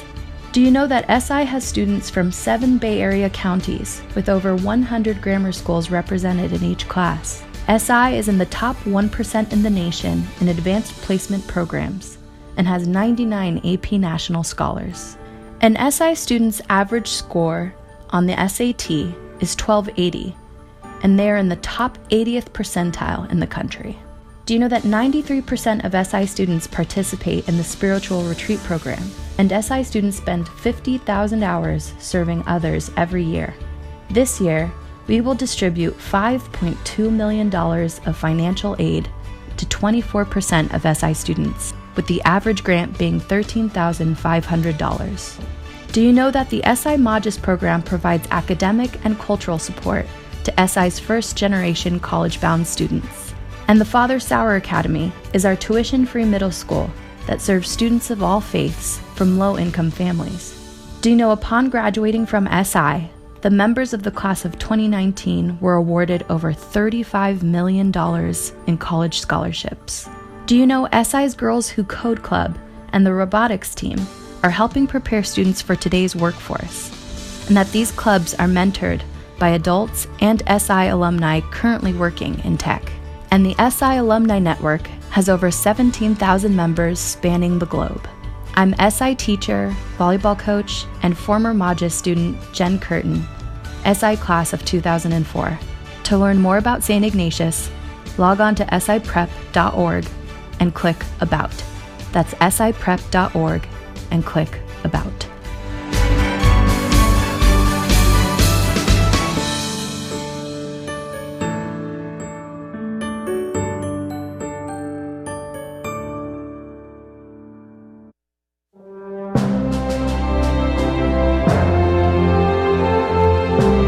During the 1970s, the sport of soccer was a thriving sport in San Francisco. In fact, St. Ignatius had numerous frosh-soft club soccer teams in order to continue the development of their players to potentially make the JV and varsity teams. These soccer teams were named after many species of wildcats, such as tigers, pumas, cougars, cheetahs, and bobcats. These teams not only provided freshmen and sophomores a chance to develop, but also allowed them to join the pack, where they could be part of a team within the larger SI community.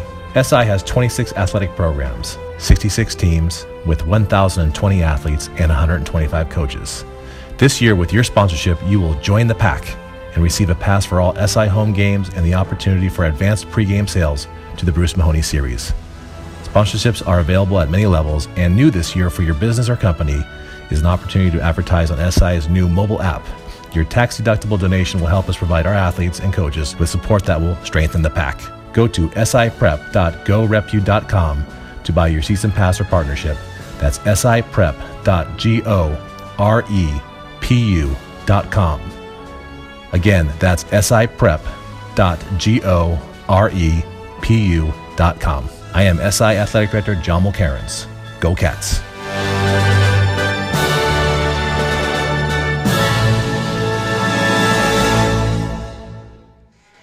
We're back here at JB Murphy Field. A couple of late touchdowns for the Wildcats there to end the first half, and the Cats lead 20-7 at halftime. Want to thank Ronan Kramer and Alex Hall for terrific work in the first half. They're going to go up and run the cameras now, and down to do some analysis for the second half, Liam Baker and Will Simons. And Liam, we'll start with you, some impressions of the first half. I've been really impressed by Teddy Buchanan for the Wildcats. He, in the beginning of the game, he started as quarterback, but was only in for 2 series and was rather inefficient when he was replaced by Zachary Taylor-Smith. On defense, he was quite the force, causing 2 sacks and had a fumble recovery that led to a later SI score. Late in the first half, Teddy was put back in at quarterback, where he led a side to 14 points over the final 3 minutes and 43 seconds. He really energized the Cats with a 2-yard TD run as well as a 68-yard touchdown pass to Danny Wrighton to end the quarter. Yeah, easy to see why Teddy Buchanan is getting offers from some colleges out there. He's going to play at the next level, there's no doubt about that. Especially as a defensive player, he has been all over the field. And Will, some impressions from you in the first half? Well, on the other side of the field for Palo Alto, they played awesome defense for the first 20 minutes of the game. The only SI points over that span was on a pick 6. So they gave up no points until Teddy Buchanan came back in the game. He got some big plays that really rejuvenated this SI offense. So for Palo Alto, stop those big plays and really force SI to get a run game going, because really the only run game SI had was on quarterback draws and design quarterback run plays. So limit those, and of course, as Liam said, just limit Teddy Buchanan on both sides of the field. I mean, he's been a force on offense and defense. Do whatever you can to limit him. That'll get Palo Alto back in the game. And then for Palo Alto on offense, they need a run game of themselves going. They have really struggled on offense. For them as well, their only touchdown came off of a defensive error by the Cats. So they really need to figure out how to get an offensive game going against an SI defense that's been impressive. Yeah, neither team being able to run the football, and you're right. Really, it's just been the quarterback. Buchanan had a couple of good runs for for SI. Not a lot of running the football for Palo Alto. The defenses for both teams have been dominant. You mentioned Teddy Buchanan, the obvious guy. Duke Reeder had a pretty good first half, had a sack and a couple of quarterback pressures as well for the Wildcats. SI defense has also forced a couple interceptions. They've been pressuring Palo Alto quarterback Kevin Cullen, forced him to make some bad throws. So the scoring started for the Wildcats. Teddy Buchanan, playing linebacker, got a big hit on the quarterback Kevin Cullen. The ball popped into the air, and Sedaleki Netani picked it off in midair from about the 5-yard line and ran it in for a touchdown. That was the first touchdown of the game. The extra point was missed, and the Cats led 6-0. Similar play, basically on the same side of the field. Zachary Taylor Smith got hit. He fumbled the ball. It was picked up by the Luis Passarello of Palo Alto, and he ran it in for a touchdown. So a couple of defensive touchdowns to start the scoring. The extra point was good. Palo Alto had a 7-6 lead, but then Teddy Buchanan led a nice touchdown drive for the Wildcats, had a big throw to Danny Ryan, and he got it in from 2 yards out himself, and the Cats went ahead 13-7. And then right before halftime, the big play to Danny Ryan, a 68-yard touchdown pass, and SI with the 20-7 halftime lead. Both teams are out on the field, and we're going to have that second half kickoff for you in just a minute. But really, Teddy Buchanan, both as linebacker and quarterback, just a tremendous first half for the Wildcats. And you mentioned Danny Ryan. He's been getting a lot of one-on-one matchups, especially at the end of that first half. He had some open looks, and Teddy Buchanan was able to find him. Maybe look for Palo Alto to double-team him, force Buchanan to find somebody else that he can, so the SI offense can continue to get going. Now, right in front of us, Zachary Taylor Smith was warming up. We may see, I'm sure we will see, Zachary Taylor Smith a bit in the second half. Looks like this season, it's hard to say for sure. Obviously, the first game of the year, no one really knows, but we'll see a lot of both quarterbacks, I would imagine, this year. Yeah, they're probably testing out both quarterbacks, see what they got, and right now it looks like Teddy Buchanan is going to take that job by the way he played at the end of this first half. I think Zachary Taylor Smith is going to get a shot here in the second half, and you never know, guys. This could be something. Teddy Buchanan, as their number one defensive player, I just can't imagine he takes every snap at quarterback either. We're going to see a lot of both quarterbacks, I think, this year. And Zachary Taylor Smith was impressive at times last year. Oh, he had a great second half of the year. Yeah, after Teddy Buchanan got hurt, I believe it was a wrist injury.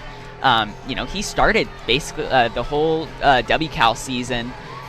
For the Wildcats. It's the WCAL, by the way. WCAL. I'm old school.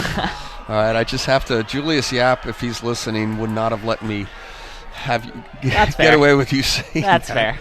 fair. The West Catholic Athletic League. But you're right. Zachary Taylor Smith won 3 out of his last 4 games in the end of the regular season last year. Beat Mitty, beat Bellarmine, beat Reardon, and then lost in the first round of the CCS. So he had 3 wins. Got SI into the CCS after SI started out the year last year 0-6. So SI will kick off. Keelan O'Connell with the strong leg will kick this ball off to start the second half. Henley and Shepard are deep. Well, they're going to kick it very short. And a nice play, really, by a Palo Alto up man. Let's see if we can get a number on that. Number 8, Joey Passarello, the twin brother of Luis Passarello, does a nice job of kind of making the catch at the 35-yard line and getting to the turf. So good field position for Palo Alto to start the second half from their own 35-yard line. Big possession here for Palo Alto. Get a touchdown here, silence the SI crowd. Yeah, they really need to get some momentum back after the disastrous end of the first half. We're also, looks like a new quarterback as well.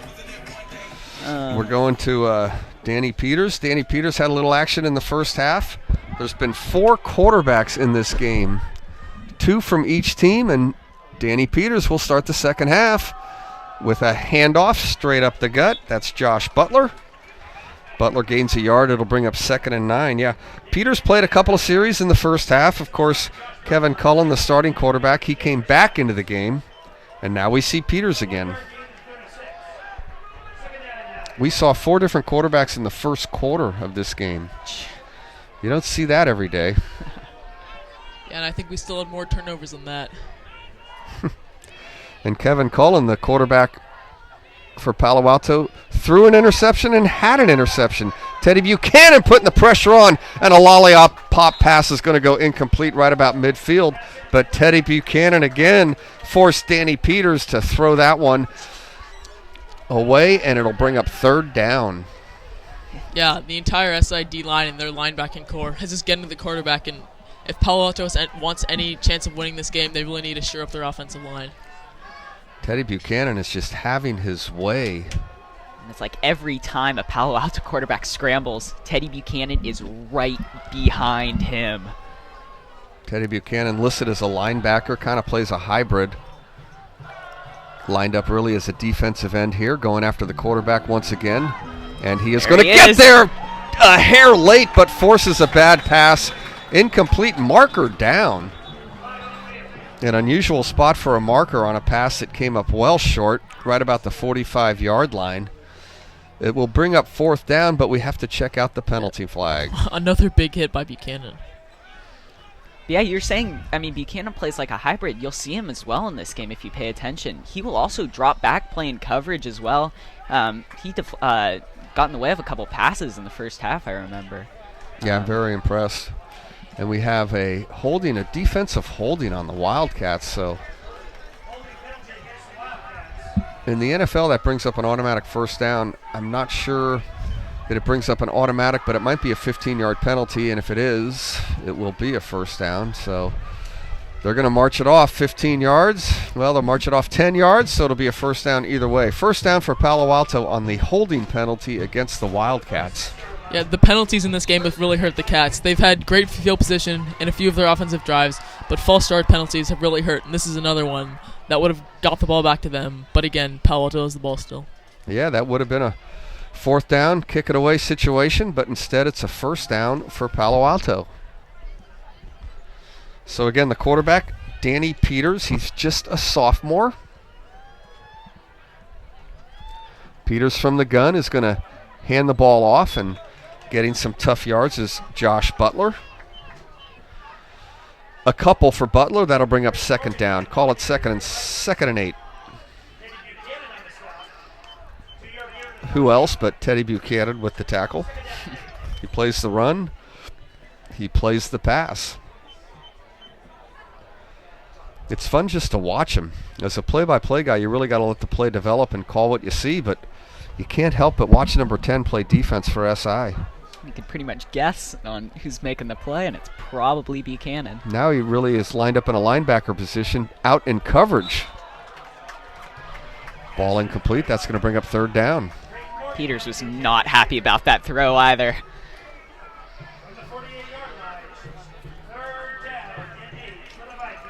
I tell you, if I'm not doing play-by-play, I'm watching number 10 on defense. He really makes things happen.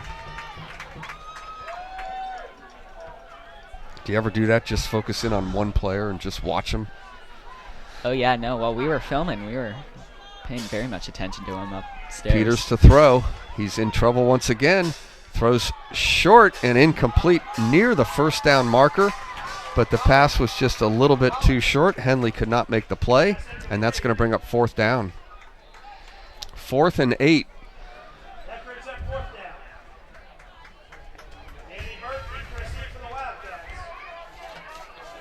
And it looks like Nelson Gifford, head coach of Palo Alto, is going to send out the putting unit. Luis Passarello into the game to kick it away.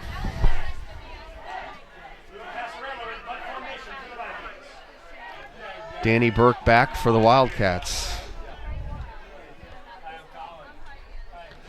And almost getting through again, but the kick is away. Short kick out of bounds right about the 28-yard line.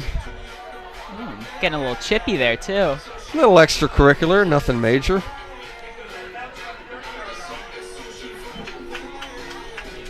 And that'll be a first down for the Wildcats. Drive start at the 29-yard line, it looks like. And we'll see who comes out for quarterback. Zachary Taylor-Smith. Helmet off on the sideline, so Teddy Buchanan in the game. So Buchanan comes off the field for one play. He was off the field for the punt only, now back on the field, and he will play the quarterback position here for the Wildcats. From the gun with two backs.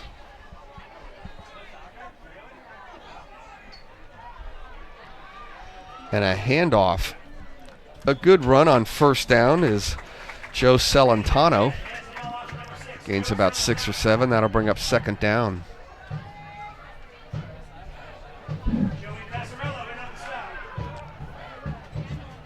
So probably looking to slow this game down a lot. Game was, each team had, 4 possessions in the first quarter.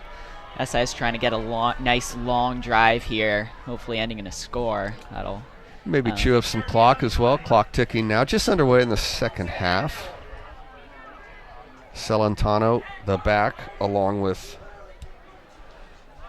Buchanan to throw, and it's a completed pass.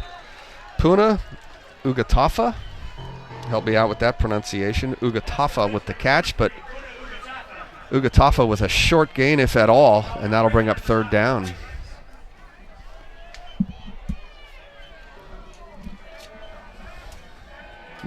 Halftime. Sarah turned it around down in San Mateo. They were trailing for a moment there, but they lead at halftime 35-21. Coach Walsh has an explosive team down there. Pittsburgh, a very fine program in the East Bay. So Buchanan on a big third down here. He's going to fake the ball and run it himself. Teddy Buchanan battling, but he's not going to get there. And look who makes the tackle.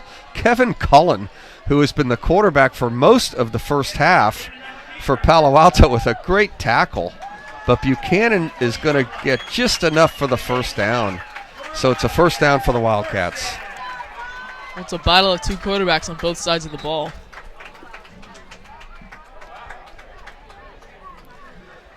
This new SI offense, of course, SI has a new offensive coordinator this year. He really likes these option runs for Buchanan.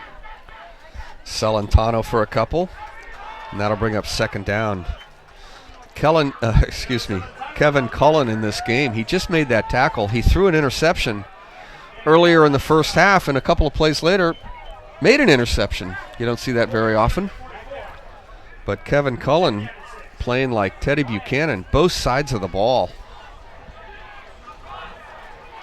It's a very small Palo Alto team. I don't know if you guys have there's only about talked 27 on the roster. So most of these Palo Alto players are actually playing on both sides of the ball. Celentano, nowhere to go.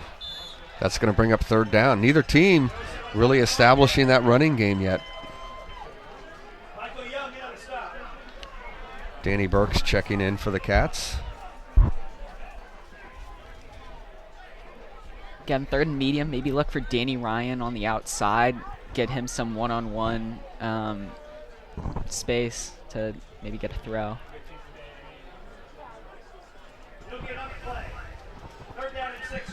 Danny Burke and Danny Ryan are lined up together on the near side. A little motion from James Adam. Here's a pass to a wide open Danny Burke, and a marker comes in on a hit, and now we have some extracurriculars. Danny Burke dropped the ball, but a late hit, and we'll let the officials sort this one out. Right in front of the SI bench.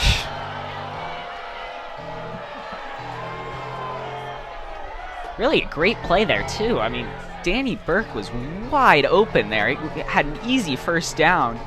That obviously he just dropped. But yeah, that late hit should get SI, or allow them to get a first down. We'll see how the officials roll it.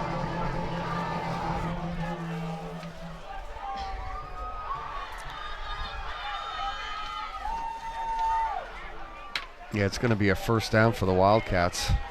Late hit.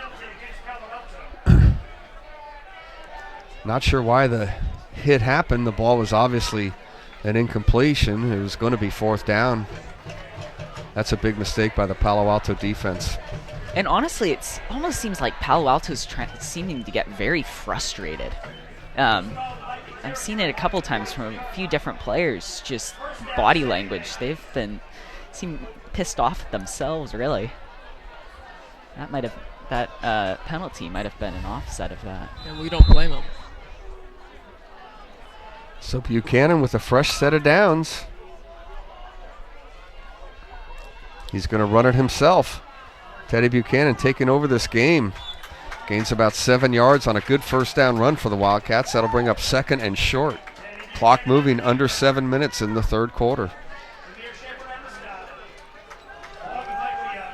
Jameer Shepard on the stop. I think when you see a lot of those Palo Alto guys playing both ways, it's hard. You get tired. It's been a long game. A lot of incompleted passes. Depth starting to show maybe just a little bit here. Buchanan will go under center this time. And he's going to hand the ball off, and a nice run close to a first down. I think Matthew Silva has a first down. Matthew Silva picking up a couple. And it looks like it is enough for a first down. Another first down for the Wildcats. Cats have a nice drive going here. Yeah, they're finally getting that run game going.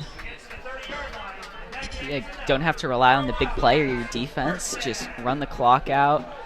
Establish that run game, as I said earlier. That'll be a big impact on the second half.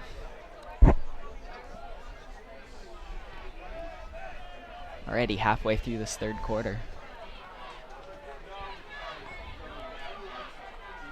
Teddy Buchanan to throw this time. Throwing deep down the field. The throw's up a little short. It really should have been intercepted. Henley had a shot at it. He could not make the play. Looking for Jackson Kennedy. And unfortunately, Henley looks like he landed poorly and he's shaken up. He's one of those two-way players for Palo Alto, playing both wide receiver and cornerback. Jackson Kennedy, a terrific athlete, has a twin sister at Sacred Heart Cathedral, a terrific volleyball player, Skylar Kennedy. He's a decent basketball player himself, too. So Henley is down, and the training staffs from both schools will take a look. So why don't we take a break here with 6:02 left in the third quarter from J.B. Murphy Field. It's the Wildcats 20, Palo Alto 7. You are watching the SI Sports Network. I'm Kiana Ansari, SI Class of 2020, and I would like to invite you to the annual St. Ignatius Campus Exploration Day on Sunday, November 3rd, 2019. This open house is a great way for middle school students and their families to explore the SI campus and speak directly with current SI students, SI faculty, SI coaches, SI club moderators, and SI staff. It's a great opportunity to learn about the academic, campus ministry, athletics, performing arts, community service, clubs, and financial aid offered at SI. No reservations are required. The SI Open House will be from 1 p.m. to 3 p.m. on Sunday, November 3rd on the SI campus at 2001 37th Avenue in the Sunset District of San Francisco. For more information, log on to siprep.org and click on admissions. That's siprep.org and click on admissions. Join the pack on November 3rd.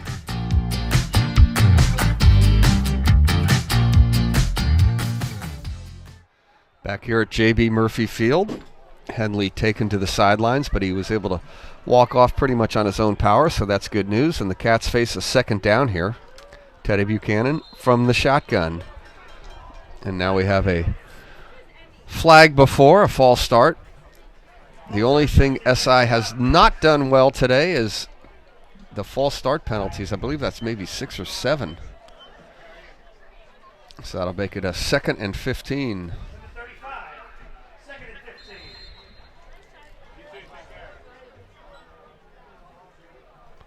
So Buchanan to throw, looking deep, throwing deep down middle, and it's complete and dropped. Marcelo Villavicencio had it for just a moment. Danny Ryan. Oop, my bad. Danny Ryan had it for just a moment. Couldn't hang on. Ball is incomplete. Yeah, and Danny Ryan's had an awesome game, too. Really his first blemish, you could argue.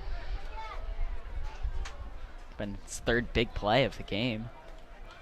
Nice throw from the quarterback, Teddy Buchanan. Danny Ryan working against Jameer Shepard on the near side. Buchanan looking that way again, firing this time. Danny Ryan with a fine catch, breaking some tackles, redeems himself with a big-time first down catch inside the 15 to the 13-yard line. 22 yards, Buchanan to Danny Ryan. That's the way you make up for a drop. Yeah, they didn't let him dwell on that play too much as they went right back to him for a big gain. And now Palo Alto is going to use a timeout, so why don't we use a timeout as well? 5:43 to go in the third. It's the Cats 20, the Vikings 7. You are watching the SI Sports Network.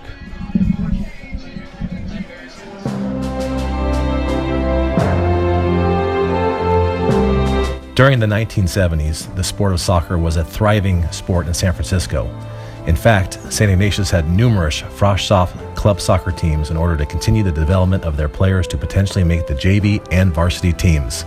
These soccer teams were named after many species of wildcats, such as tigers, pumas, cougars, cheetahs, and bobcats. These teams not only provided freshmen and sophomores a chance to develop, but also allowed them to join the pack, where they could be part of a team within the larger SI community.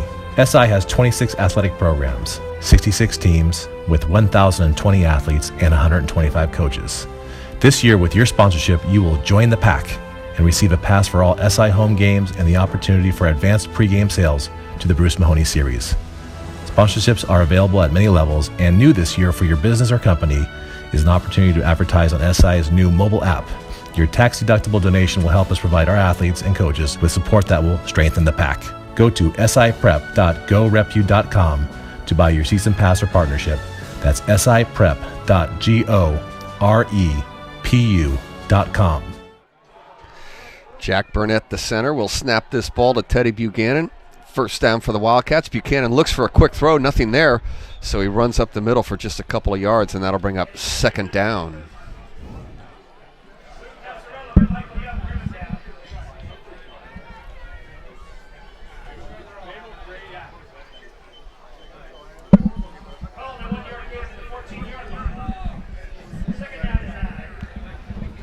One yard for Buchanan.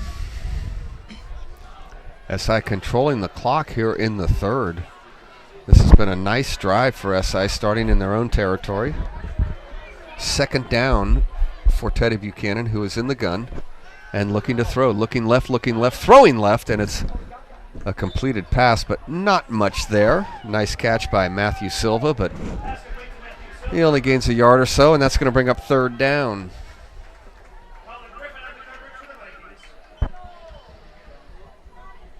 Looking to keep dissecting this Palo Alto defense.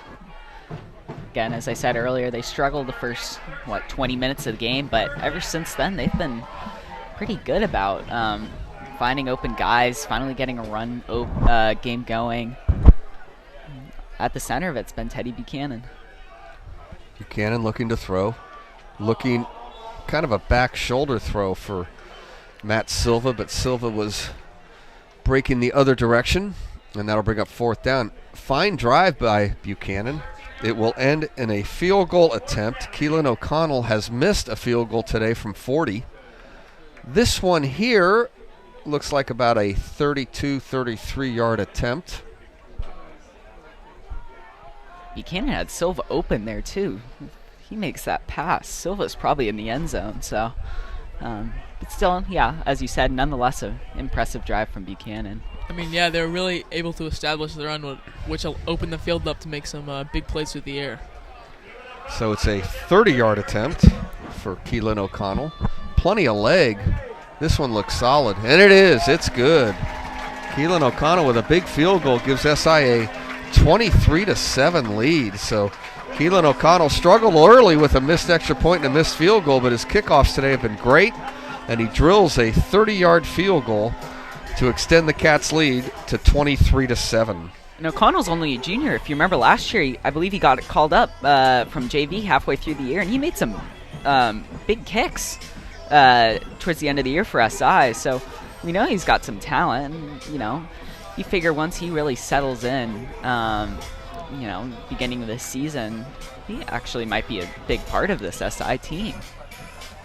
Shout out to Andrew Ferrero. I saw Andrew last week, Sean. He was out and about, back home from college, graduated. One of the all-time best field goal kickers for SI in his days, wearing the red and blue. Remember that game in overtime? He kicked two different field goals, two different drives. St. Mary's of Stockton. I was just going to say, who was that against? St. Mary's of Stockton. Yeah. So O'Connell will kick the ball off. Andrew is also a terrific pitcher on the baseball team. Really good kickoff into the end zone, and it's a touchback. So you get it into the end zone in high school football, it's an automatic touchback. Palo Alto will start from their own 20-yard line. 4:14 to go in the third. Cats ahead, 23-7. Still a 2-possession game for Palo Alto, so they're not out of this. Yeah, they got to get something here, or SI's just be able to run out the clock. Yeah.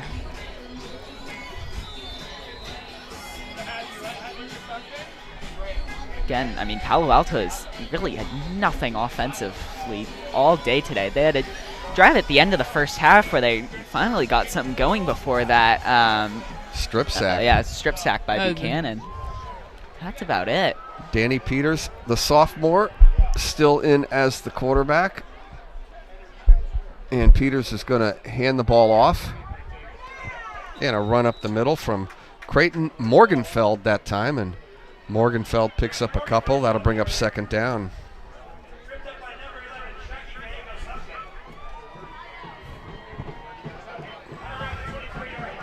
Sayaka Gallegos Hunkin. SGH with the tackle on that one. One of your favorites. Mm-hmm. He had a lot of turnovers last year.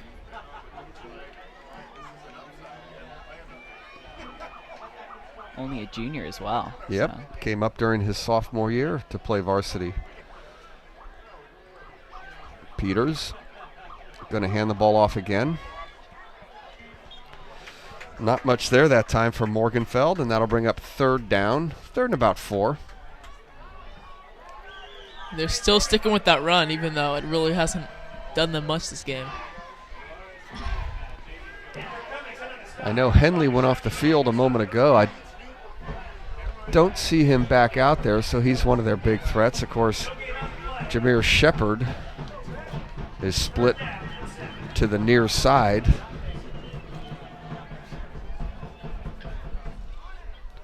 Peters to throw, rolling right, looking back left, now throwing deep down the field, and is a wide open man well behind the defense. Colin Griffin breaking free inside the 10, and he is going to get there for a touchdown. 73 yards.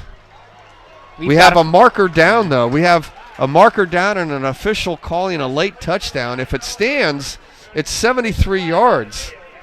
Colin Griffin got behind the defense. And even though he had to wait for the pass for a moment, he was so wide open, he took the catch and got in. Broke a couple tackles, too. Yeah, really he nice run. moved right past Nick Lafkides and was wide open and was able to get into the end zone. We'll see what this penalty is. Looks like it's coming back, though.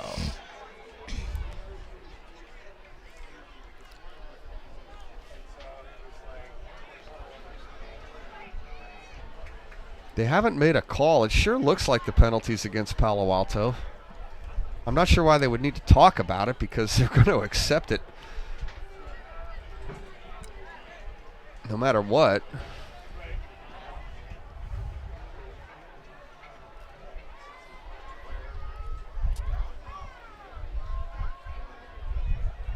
It's like only a 5-yard penalty, so that might have been a false start. Illegal man downfield. So I guess one of the linemen got downfield, so illegal man downfield may have contributed to the confusion in the coverage even. But a 73-yard would-be touchdown is called back. And Palo Alto will now have a 3rd and 8.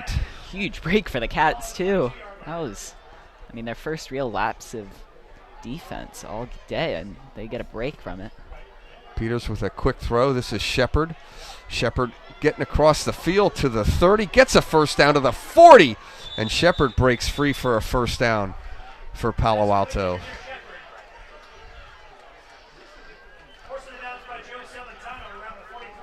Palo Alto really needs their playmakers to get going. They have not really gotten Shepard or Henley.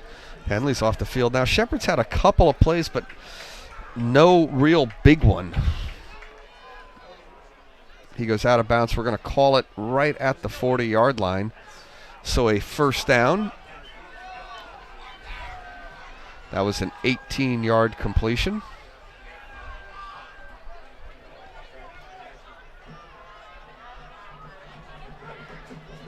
And the sophomore is going to hand the ball off this time. And straight ahead for about 4 yards is Morgenfeld again. He's had a couple of carries in this quarter. Fairly effective, getting 3 or 4 yards at a crack. That'll bring up 2nd and 6. That's good for Palo Alto. They really needed, really anything is better than nothing. And nothing is what they're getting most of the first half. So getting 3 or 4 consistently, maybe open up passing game. Again, look for Shepard to maybe get a big play here. Shepard is number 3, split to the near side. And the throw is going to be a quick one to the tight end and a nice catch by Arthur Martinez. Arthur Martinez gets his name called, and a first down for Palo Alto. Well-designed play that time for the Vikings. Yeah, Palo Alto really likes these slant routes over the middle to their wide receivers. Get them open, middle of the field, quick pass. Well, yeah, Palo Alto can't really run any deep routes because Teddy Buchanan's getting so much pressure on the quarterback that he doesn't really have that much time. Peters is going to hand the ball off, and not really a bad run. Actually, Creighton Morgenfeld, just to gain a yard out of that play, did a nice job. Marcello Villavicencio made the play. Villavicencio plays a little offense and defense as well. Number 88. Danny Ryan, number 80. I did confuse them once earlier in the game, but Villavicencio with a nice tackle there. Call it no gain. It'll be 2nd and 10. 2 deep backs. One back very deep.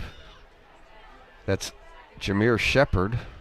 And they're going to wing it to Jameer Shepard, who makes the catch and gets to about the 45 and fumbles the ball. And the Wildcats recover. A recovery from Andrew Cummings off the fumble from Jameer Shepard. And that turnover gives the ball back to the Wildcats.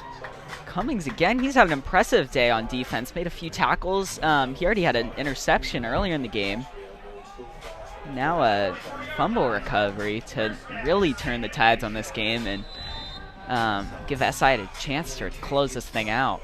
Yeah, Palo Alto was really starting to put a drive together, but that is a costly fumble that will probably cost them this game. 29 seconds to go in the quarter, and yeah, Andrew Cummings, I forgot about that interception. He has a pick and a fumble recovery. That is a very productive day. He has played very well. The whole defense for the Wildcats has played extremely well. Zachary Taylor-Smith is in as the quarterback, and he hands the ball off this time to Joe Celentano, and Celentano gets it back to the line of scrimmage. Maybe it'll bring up 2nd down on what will probably be the last play of the 3rd quarter. The Cats had a 20-7 lead at halftime. Cats dominated play in the 3rd quarter and added a field goal to that lead. Keelan O'Connell with a 30-yard field goal, and we've played 3 quarters here at J.B. Murphy Field. It's the Cats 23, the Vikings 7. You are watching the SI Sports Network. I'm Kiana Ansari, SI Class of 2020, and I would like to invite you to the annual St. Ignatius Campus Exploration Day on Sunday, November 3rd, 2019. This open house is a great way for middle school students and their families to explore the SI campus and speak directly with current SI students, SI faculty, SI coaches, SI club moderators, and SI staff. It's a great opportunity to learn about the academic, campus ministry, athletics, performing arts, community service, clubs, and financial aid offered at SI. No reservations are required. The SI Open House will be from 1 p.m. to 3 p.m. on Sunday, November 3rd on the SI campus at 2001 37th Avenue in the Sunset District of San Francisco. For more information, log on to siprep.org and click on admissions. That's siprep.org and click on admissions. Join the pack on November 3rd.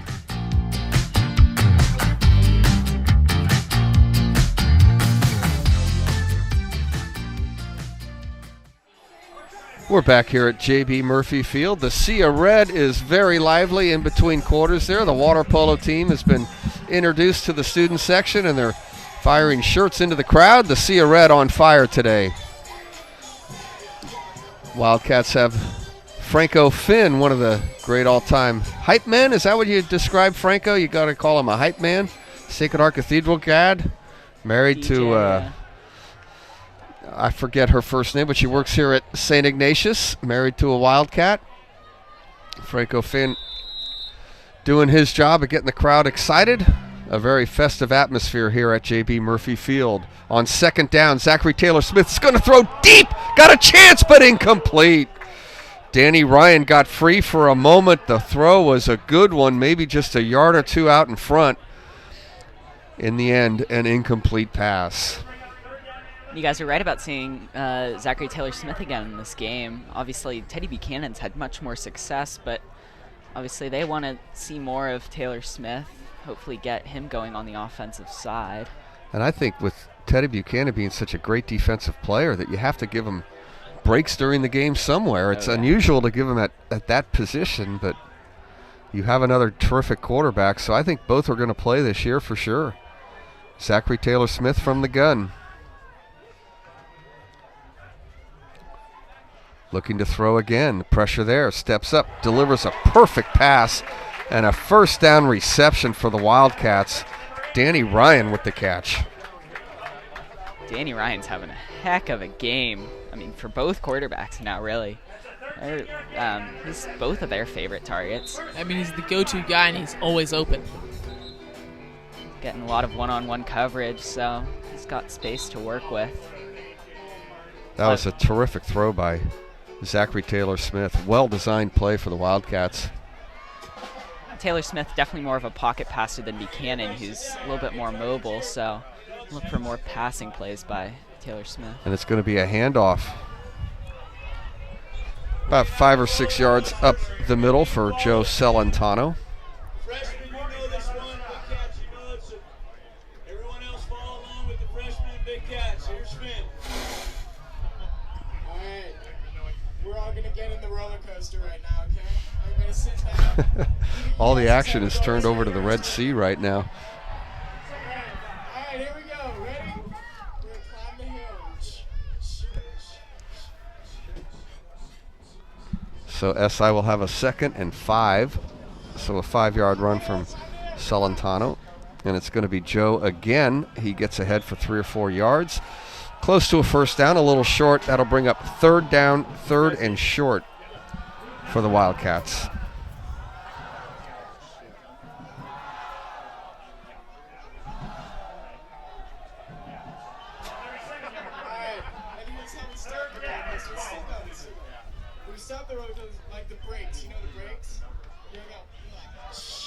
Taylor-Smith in the gun.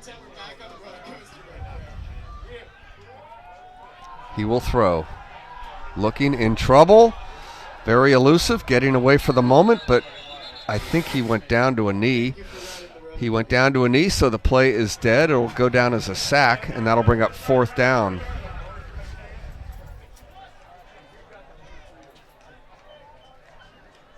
So the Cats are bringing on the punt team, and they'll kick this football away. The way the defense is playing, not a bad idea. Chance to pin Palo Alto deep in their own territory. Clock's still running as well, under 10 minutes. Yeah, keep that clock moving. Keelan O'Connell, the last man on the field.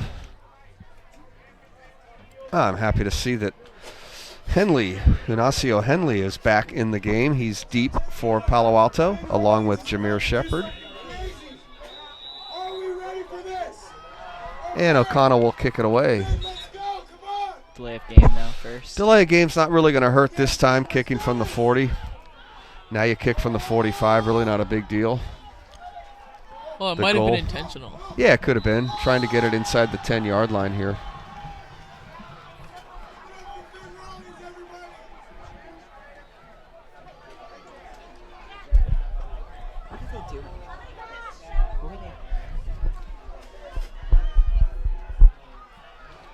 Low snap. Nice job there by O'Connell to make that catch and kick it away, and it will get inside the 20 and down at about the 17, 18-yard line. So nice play by the punter, Keelan O'Connell. The snap wasn't great, but he fielded it. Got the ball inside the 20, and Palo Alto will start from deep in their own territory.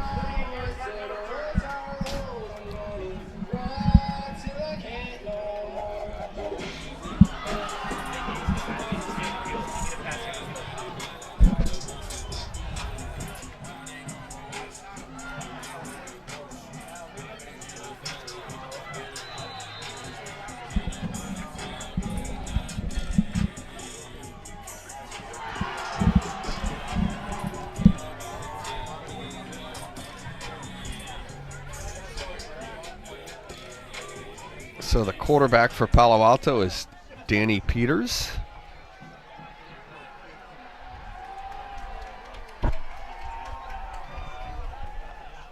And he's going to hand the ball off, and nothing doing that time. Creighton Morgenfeld with the carry, and he gets it back to the line of scrimmage, bringing up second down. Teddy Buchanan with another tackle. It's like, what can't Buchanan do at this point?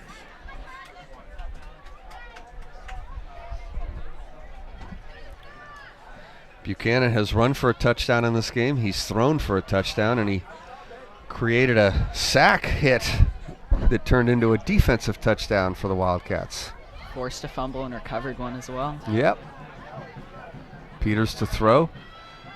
Cats coming, swarming him and knocking him down. A sack, loss of a couple, and that's going to bring up third down. Liam, you mentioned earlier, I mean, Palo Alto can't really go for a big passing play because, I mean, they just, quarterback just has no time in the pocket to really wait there. I mean, the pocket collapsed very early there. Yeah, I mean, the slant plays were working, but there's still barely any time for that. I mean, running the ball doesn't really work either. They're kind of stumped on offense right now.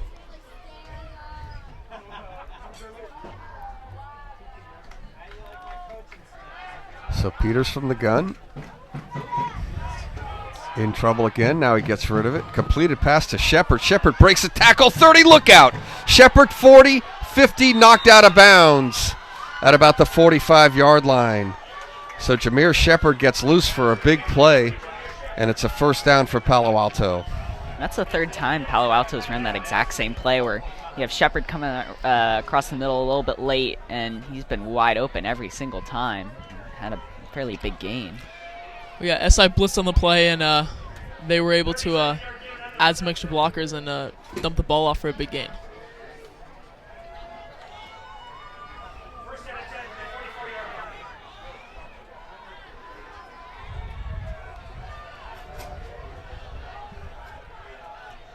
Peters from the gun, the sophomore. The little swing pass to Josh Butler. Butler gains a few yards. In years past, we've seen SI defenses on that last play by Shepard there that he broke free. We've often seen that taken all the way to the house. But credit SI's defense in this game anyway. While Shepard has had some big plays, they have not allowed him to break one for a touchdown. Yeah, that really has been SI's Achilles heel these past few years is they give the big plays, but throughout this game, SI has been able to limit those, one for the help of a penalty. And Peters is in trouble. He has no chance, and he is taken down. This SI defensive line has just been dominant today. James Adams, I believe, came up with that sack there, but we've been talking about Teddy Buchanan all game. Marcelo Villavicencio has been very good. Yeah, also mentioned Duke Reeder in there. All of these guys have really caused nightmares for Palo Alto. Swarming to the football. That's going to bring up third down. And that's, again, help limit that big play that we talked a lot about last year. That cost SI the Bruce Mahoney football game, mainly. 3rd and 10. Passes to Henley. He makes the catch, but he can't get to the marker. He gets tackled at the 40. It's going to bring up 4th down, 4th and about 6, and I would have to say that Palo Alto and their head coach, Nelson Gifford, got to go for this one. Yeah, for sure. 6 minutes left. Yeah, look for Shepard or Henley here on this play. Yeah, 6 minutes to go. I mean, you can't even be certain you'll get the ball back once if you punt it off here, the way the SI offense has been performing the second half. Peters has Josh Butler in the backfield with him. Henley is split to the near side. Shepard split to the far side. And now, not liking what they see, the Vikings will use a timeout here with 5:27 to go. SI leading 23-7. The SI Open House is Sunday, November the 3rd. The SI Open House is a great way for middle school students and their families to explore the SI campus and speak directly with current SI students, faculty, coaches, and staff. No reservations are required. For more information, log on to siprep.org and click on admissions. That's siprep.org. Click on admissions. Join the pack on November the 3rd.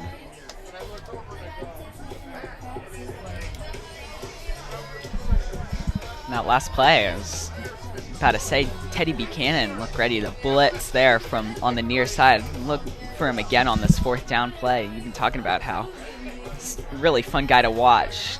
On this 4th down play, look for him to be getting in that backfield and cause nightmares for Peters and this Palo Alto offense. I would not be surprised if you see some extra SI pressure on this play.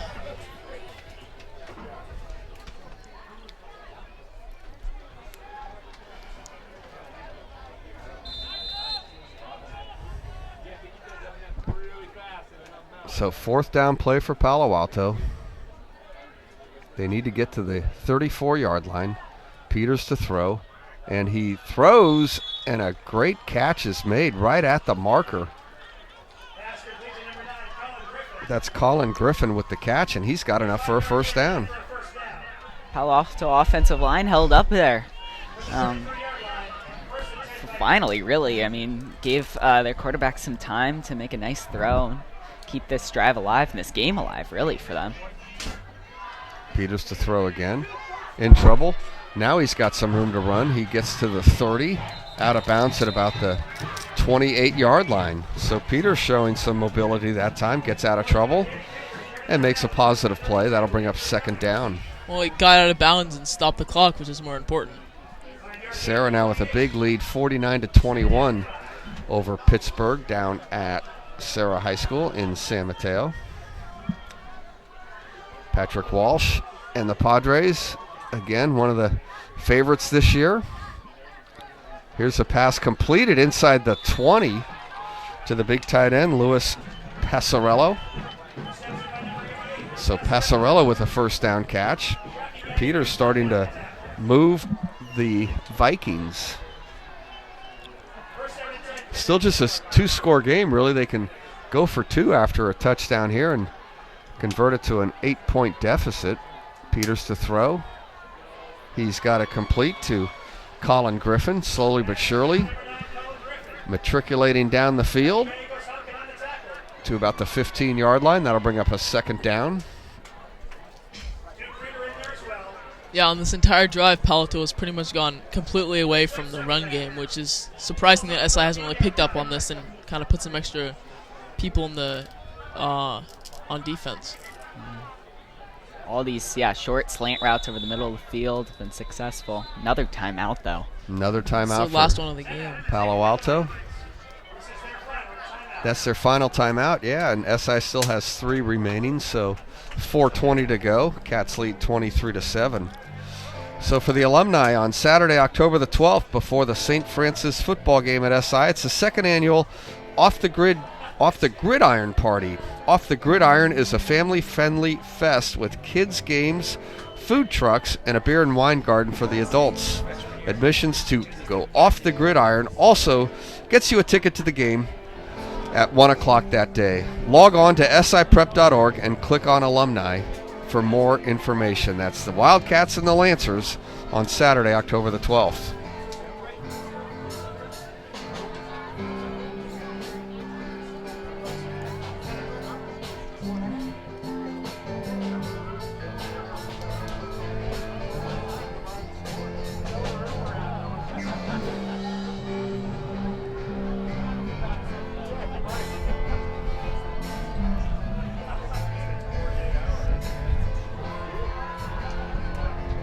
So yeah, no timeouts left for Palo Alto. That could be very important, especially, even if they get a score here, it's still an 8-point game. Only 4:20 to go. You figure, they might need an onside kick here to really stay in this game. I think they would have to, simply because of what you said with the no timeouts. Peters to throw, looking end zone, too tall and incomplete. Try to get it to Luis Passarello. Yeah, Devoninos almost picked that ball off and completely ended the game. Still 4-down territory though, so 3rd and 5. You still got 2 more chances just to get the 5 yards. Although, really, you need to get in the end zone soon. Danny Peters has played well here in the second half for the Vikings. No points on the board, but has put together a couple of good drives. He's facing a 3rd down from the 15. And he will be in trouble right away. Now a little jump pass. It'll be an incomplete pass. Try to get it to Jameer Shepard. He was in trouble. Interesting play call there, too. That almost looked like a design QB run that just ran into nothing. It'll bring up a 4th down, so they'll have to go for it again. They converted the 4th down a moment ago. Colin Griffin made a nice play. And they really have to convert this one here, as SI will have a good opportunity when they get the ball back to run out the clock. Palo Alto is out of timeouts. The sophomore Peters, it's a direct snap, and SI was not fooled. Josh Butler took the direct snap and tried to gain the yards himself, and he did not get there, and they turn it over on downs, and it'll be an SI football with 4:07 to go in this game. So a spirited play by the defense. The defense gave up no points today. The only touchdown for Palo Alto was a defensive touchdown when they recovered a fumble and ran it in from 5 yards. Again, just another weird play call. They had some success with those short passes, and on 3rd and 4th down at the end of that drive, they just decided to shy away from it. Now SI is looking to end this thing. Up 16 with 4 to go. Let's see if we can get the running game going. No penalties, and use up that clock. You figure 1 first down in this game is over. And there's a handoff, and good play from Matthew Silva. He only gains a yard or 2, but ball security very important, and the clock moving.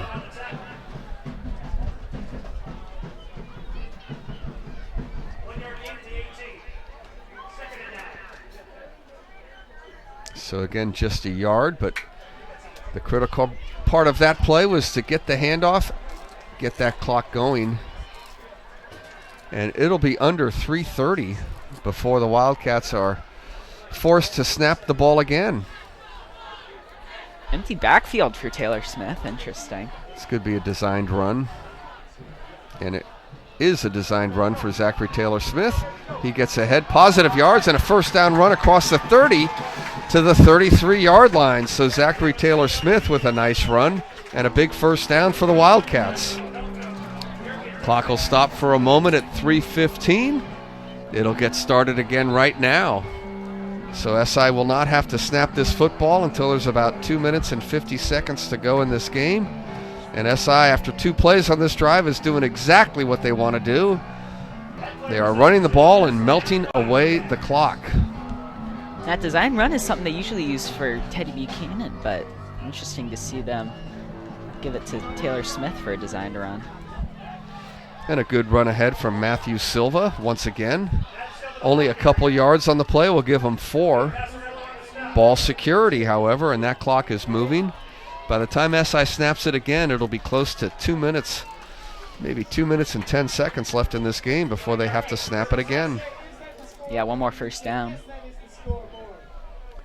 Yeah, 1 more 1st down and it's over for sure.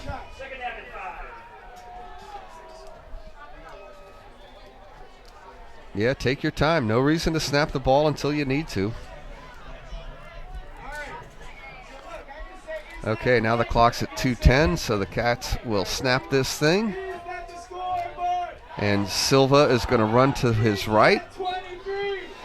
No gain on the play, maybe loss of a yard, but once again, good ball security. And this clock's going to get to about 1:30 before the Cats have to snap it again. And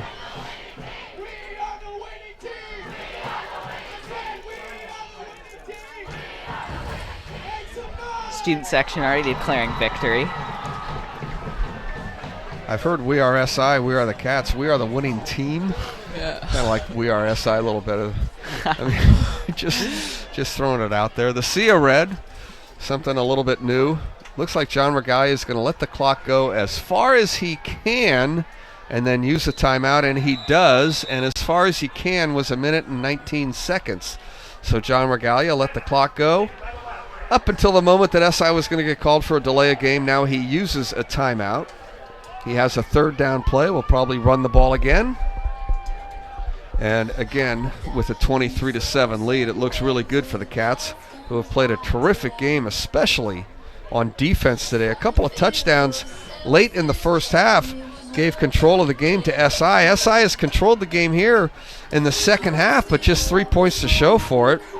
A field goal from Keelan O'Connell from 30 yards, the only scoring in the second half, but the SI offense has moved the ball up and down the field, and the SI defense has really controlled Palo Alto. Yeah, I think the SI defense is the story of this game. I mean, they've really forced Palo Alto to struggle throughout. I mean, Palo Alto is maybe, 125 yards this game, which is really impressive. Yeah, like you said, I mean, the only Palo Alto points coming off of that strip fumble and taking back for a touchdown. So for the latest updates on St. Ignatius class reunions, alumni events, and upcoming SI class Christmas lunches and dinners in December, log on to siprep.org and click on alumni for more information. Zachary Taylor-Smith is going to run the ball. Again, he's going to be short of the first down, but that's okay. Ball security, it's going to bring up fourth down. Clock running under a minute. And again, by the time SI needs to snap the ball again, there'll be about 40 seconds or so to go in this football game. Let's see if they bring out the punt team on fourth down. Looks like Regalia is just going to call a timeout and then bring out the Do the same thing again. Just let the clock go down as far as he can. And then use a timeout.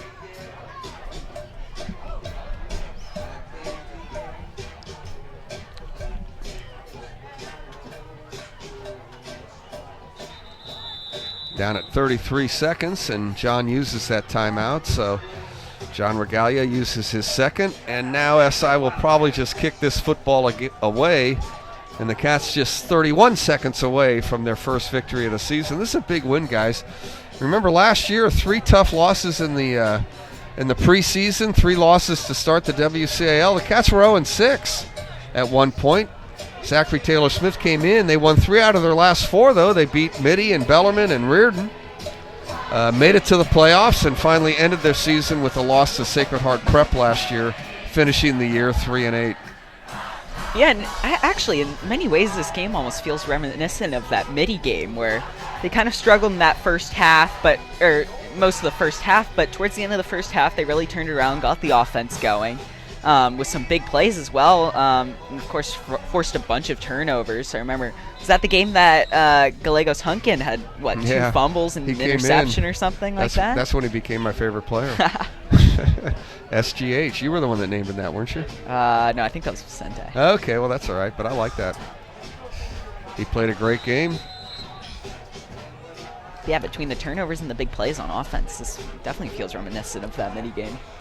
So Keelan O'Connell done a really good job kicking the ball today. His punts have been terrific. He has a field goal made from 30 yards, a couple of extra points, and he will punt this one away. Henley deep for Palo Alto. And the kick is away, and another good kick angling towards the sideline, bouncing at about the 30-yard line. And Palo Alto will have 25 seconds, get a chance to run off a couple of plays, and this game will be finished. SI will move to 1-0 on the year. Palo Alto finished 10-2 last year, made it to the second round of the CCS Division I before losing to a very good Menlo Atherton team, 17-7. So Nelson Gifford in his first year last year went 10-2 and qualified for the CCS Open Division I, won a game in the playoffs before losing in the second round. And they're going to go to 0-1 this year. And the Cats, of course, will go to 1-0. Want to thank the seniors, Ronan Kramer, Alex Hall, Liam Baker, and Will Simons. Great job for everybody. Of course, Sean Lahan, our producer. And Peters will throw to Henley, and he'll drop it, pick it up. It could have been a lateral, but no, called an incomplete pass, so that'll bring up second down.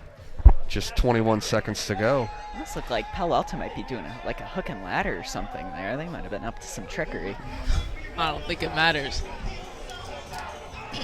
Well, they're rocking and rolling over in the Sea of Red, huh? Yeah, the Wildcat Nation there on the track. Is this Otis Day or Sean? Otis Day and the Knights?